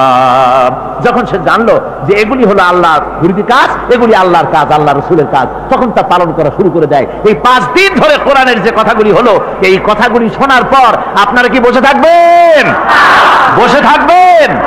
যারা বসে থাকবে এইগুলি শোনার পরে আল্লাহ তাদেরকে বলেছেন এরা হলো অন্ধ, এরা হলো বধির, এরা হলো বোবা। আমরা আল্লাহর এই যে কথা, আমরা কি অন্ধ আর বধির আর বোবা হবো নাকি? আমরা হবো না। আমরা অন্ধ নয়, বধির নয়, বোবা নই, বরং আল্লাহ যা বলেছেন, যা শুনলাম সামি'না ওয়া আতা'না, এই 5 দিন ধরে যা শুনলাম আল্লাহর কথা, কার কথা শুনলাম? আর সমস্ত কথা আমরা আমল করবো। জোরে কোন আমিন। আল্লাহ যেন কবুল করেন। জোরে কোন আমিন। আমল করা কি? বসে না থাকা কি? বসে না থাকা হচ্ছে যা শুনলাম, আল্লাহর যা ফরজ, যা হুকুম, তা মানবো। আল্লাহ যা নিষেধ করেছেন তার থেকে ফিরে থাকবো, এটাই হলো কাজ। এরপরে রব্বুল আলামিন বলেন والذين يقولون ربنا هب لنا من أزواجنا وذرياتنا قرة أعين واجعلنا للمتقين إماما।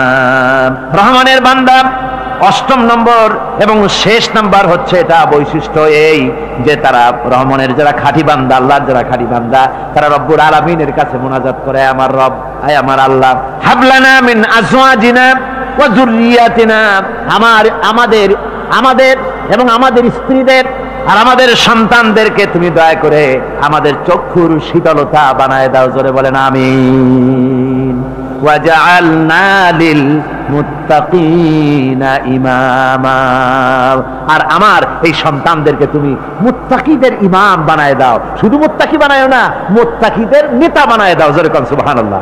এই কথা, এই সূরাটা, এইটা তখনকার কথা যখন এই মুমিনদের মক্কি সূরা, তো এটা যখন মক্কা শরীফে দেখা গেল যে মুসলমানেরা, যিনি ইসলাম কবুল করেছেন তার বাপ কাফের, যিনি ইসলাম কবুল করেছেন কারো বাপ কাফের, কারো মা কাফের, কারো সন্তান কাফের, কারো মেয়ে কাফের, কারো জামাই কাফের, সব প্রিয়জনেরা কুফরি হালতে আছে। আর এগুলি দেখে তাদের চক্ষুর মধ্যে কাটা বিঁধতেছিল, চক্ষু জর্জরিত হয়ে যাচ্ছিল। নিজের সন্তানের চেহারা যত ভালো হোক, সন্তান যতই শিক্ষা দীক্ষা থেকে যতই উন্নত আর ভালো হোক না কেন, সে যদি জাহান্নামের দিকে অগ্রসর হতে থাকে, কোন নেককার ইমানদার পিতার মনে তার সান্ত্বনার কারণ হতে পারে না। সে তখন আল্লাহর দরবারে, আল্লাহ পাক বলেন ওই মুমিন বান্দারা আমার কাছে দোয়া করে যে রব্বুল আলামিন আমার সন্তানদেরকে, আমার স্ত্রীদেরকে আমার চোখের শীতলতা বানাও, তাদের আমল আখলা কেমন বানাও, যাতে আমাদের চক্ষু ঠান্ডা হয়ে যায়। জোরে বলেন আমিন, জোরে বলেন আমিন। সন্তানদের জন্য আল্লাহর কাছে দোয়া করতে হবে। আপনারা দেখেন, চোখের সামনে দেখতে পাচ্ছেন সন্তান সিনেমায় যাচ্ছে, সন্তান নামাজ পড়ে না, সন্তান রোজা রাখে না, সন্তান মানুষের তৈরি করা মতাদর্শের পেছনে স্লোগান দিচ্ছে, দৌড়াচ্ছে, আর আপনি পিতা হয়ে তাকে ঠেকাচ্ছেন না। ওই ছেলে তো জাহান্নামে যাচ্ছে, আপনার দরদ হওয়া উচিত, ওই ছেলেকে ফিরানো দরকার, আর আল্লাহর কাছে দোয়া করা দরকার। আমার বন্ধুগণ, দোয়া আল্লাহ নিজেই শিখাই দিচ্ছেন, দোয়া করো। পড়েন আমার সাথে, রব্বানা হাব লানা মিন আজওয়াজিনা ওয়া যুররিয়াতিনা কুররাতা আয়ুন ওয়াজআলনা লিল মুত্তাকিনা ইমামা। উলাইকা ইউজজাউনাল গুরফাতা বিমা সাবারু ওয়া ইউলাক্কাউনা ফিহা তাহিয়াতান ওয়া সালামা। আল্লাহ পাক বলেন, এই সব লোকদের জন্য তারা যে সবর করেছিল, সেই সবরের কারণে আমি তাদের উত্তম জাযা দান করব। আর তাদের জন্য ফেরেশতারা চতুর্দিক থেকে, ফেরেশতারা তাদের জন্য সম্বোধন করবে, তাদেরকে সম্বর্ধনা দিবে, ফেরেশতারা তাদের সম্বর্ধনা দিবে। ওয়াল মালাইকাতু ইয়াদখুলুনা আলাইহিম মিন কুল্লি বাবিন সালামুন আলাইকুম বিমা সাবারতুম ফানি'মা উকবাদ-দার।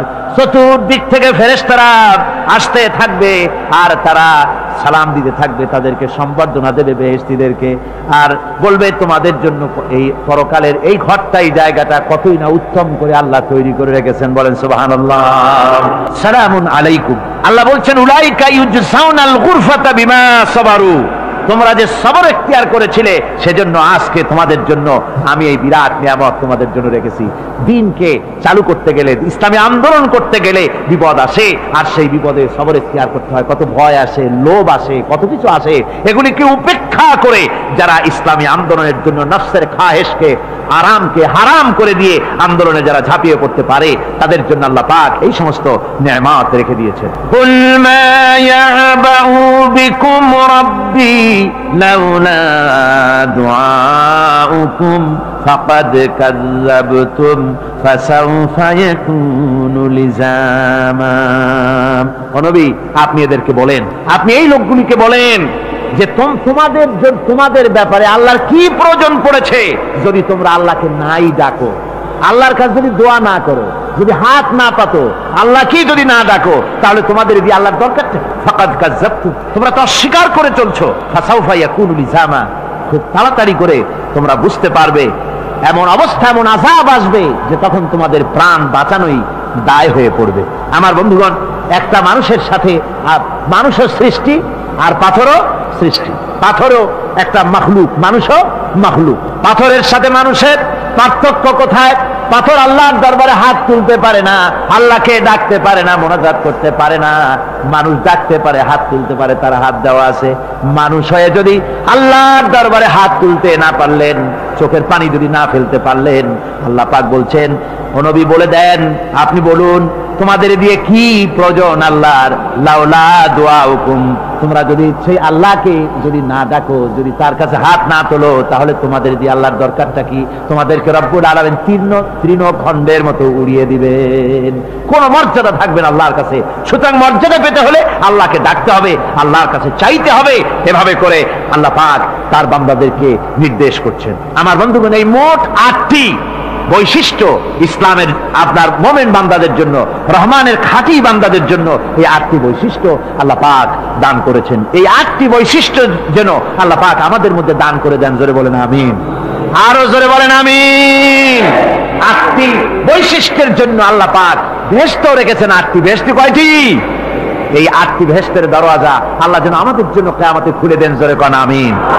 আমার ভাইরা, আল্লাহ রাব্বুল আলামিন এই কোরআন যে নাজিল করেছিলেন, এই কোরআন দিয়ে এই ধরনের নৈতিক গুণে গুণান্বিত একটা জনসমষ্টি তৈরি করেছিলেন আল্লাহর হাবিব জনাব মুহাম্মদ রাসূলুল্লাহ সাল্লাল্লাহু আলাইহি ওয়াসাল্লাম।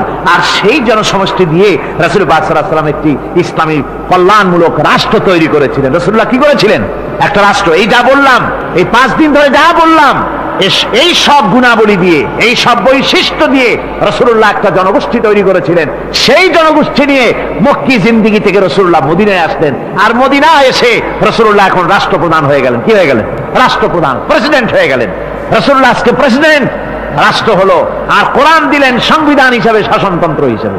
আল্লাহর নবী বললেন, আজকে আমি দেশবাসীকে এমন একটা কনস্টিটিউশন, এমন একটি সংবিধান দেশবাসীকে আমি দিলাম, যেই সংবিধানের বদৌলতে সমাজে আর চুরি থাকবে না, ডাকাতি থাকবে না, জিনা থাকবে না, ব্যভিচার থাকবে না। এর বদৌলতে মানুষ এখন দরজা খুলে ঘুমাতে পারবে, আর কোনো অশান্তি থাকবে না, চুরি হবে না, ডাকাতি হবে না, নারী ধর্ষণ হবে না, হত্যা হবে না, আরামের জমিন হয়ে যাবে, আর মানুষ শান্তিতে বসবাস করতে পারবে। হুজুর বললেন, খায়রুল কুরুনি কারনি, সর্বশ্রেষ্ঠ যুগ হচ্ছে আমার যুগ। আমার বন্ধুগণ, কোরআনের সমাজই ছিল পৃথিবীর সর্বশ্রেষ্ঠ সমাজ। সেই সমাজ ব্যবস্থাকে আমরা ভুলে গিয়েছি। আজকে সমাজতন্ত্র ব্যর্থ হলো কেন? কমিউনিজম ব্যর্থ হলো কেন? ব্যর্থ হওয়ার একমাত্র কারণ হলো তারা মানুষকে খেতে দিতে পারে নাই, পড়তে দিতে পারে নাই। পুঁজিবাদও ব্যর্থ, সমাজতন্ত্র ব্যর্থ। আসলে ওরা বলেছে আমরা সবাইকে সমান করে দেব, খাইতে দেব, পড়তে দেব, কাপড় দেব, চোপড় দেব, ওষুধ দেব, তোমাদের মৌলিক অধিকার, মৌলিক প্রয়োজন মিটাবো, এগুলি সব তারা বলেছে। কিন্তু মৌলিক প্রয়োজন মিটাতে পারে নাই। 70 বছর যেতে পারল না, বিদায় হয়ে গিয়েছে। মৌলিক প্রয়োজন মিটাতে পারে শুধুমাত্র কোরআন। কে মিটাতে পারে? জোরে বলেন, কে পারে? কোরআন পারে মানুষের মৌলিক প্রয়োজন মিটাতে। তাই এই কোরআনে কারীমকে আল্লাহ রাব্বুল আলামিন অবতীর্ণ করলেন। আর কোরআন দিয়ে রাসূল পাক সাল্লাল্লাহু আলাইহি ওয়াসাল্লাম একটা সমাজ তৈরি করলেন, এমন সমাজ যেখানে রাষ্ট্রপ্রধানের পেট ফুলে উঠলো না খাইয়া, রাষ্ট্রপ্রধানের বিরাট বিল্ডিং উঠলো না, বিদেশে টাকা জমা হলো না। আজকে আমরা দেখি পৃথিবীতে কত জায়গায় রাষ্ট্রপ্রধান নিজের ছেলেবেলে নাই, হাওলাত করা ছেলে একটা, তাও যদি এত টাকা পয়সা বিদেশে জমা করে, তাহলে মানুষেরা মন্তব্য করে যদি নিজের ছেলে থাকতো তাহলে তো গোটা বাংলাদেশ বিদেশি ব্যাংকে জমা দিয়ে দিত। ইসলাম পৃথিবীতে এসেছে মানুষকে এমন এক শান্তির বিধান দিতে। রাষ্ট্রপ্রধান মুহাম্মদ রাসূলুল্লাহ সাল্লাল্লাহু আলাইহি ওয়াসাল্লাম, মানুষ খাবার পেয়েছে, দরজা খুলে ঘুমাবার সুযোগ পেয়েছে। আজ হযরত আবু হুরায়রা রাদিয়াল্লাহু তাআলা আনহু বলেন, আমি রাসূলুল্লাহর কাছে গেলাম, হুজুরকে গিয়ে সালাম করলাম। আল্লাহর নবী সালামের জবাব দিলেন, কিন্তু দেখতে পেলাম মুখ নড়ে, আওয়াজ বেরোলো না। কারণ কি? কাছে গিয়ে দেখি নবীজি ক্ষুধার যন্ত্রণায় কথা বলতেছেন, আওয়াজ বেরোতেছে না। এত ক্ষুধা লেগেছে আল্লাহর নবীর। 2-4 দিন চলে গেছে, খাবার নাই। রাসূলুল্লাহ সমস্ত গনিমতের মাল, যাকাত সদকার মালগুলি, খাদ্য দ্রব্যগুলি দুহাতে বিতরণ করেছেন। নিজের পেটে খাবার নাই, মানুষকে দিতেছেন। দিতে দিতে এশার নামাজ পড়ে নবীজি ঘরের মধ্যে প্রবেশ করে হযরত আয়েশা সিদ্দিকা রাদিয়াল্লাহু তাআলা আনহাকে ডেকে বলেন, আয়েশা রে, সারাদিন কষ্ট করেছি, দারুণ ক্ষুধা লেগেছে, তাড়াতাড়ি করে কিছু খাবার আমারে এনে দাও। হযরত আয়েশা হুজুরের ক্ষুধার্ত, শ্রান্ত, ক্লান্ত চেহারার দিকে তাকাইয়া হযরত আয়েশা কেঁদে ফেলেছেন। হযরত মা আয়েশা কাঁদেন আর বলেন, ইয়া রাসূলুল্লাহ, হে আল্লাহর নামের কসম করে বলি, আমি আয়েশার ঘরে কোনো পানি ছাড়া কোনো খাবার নাই। এই ছিল রাসূলের আদর্শ।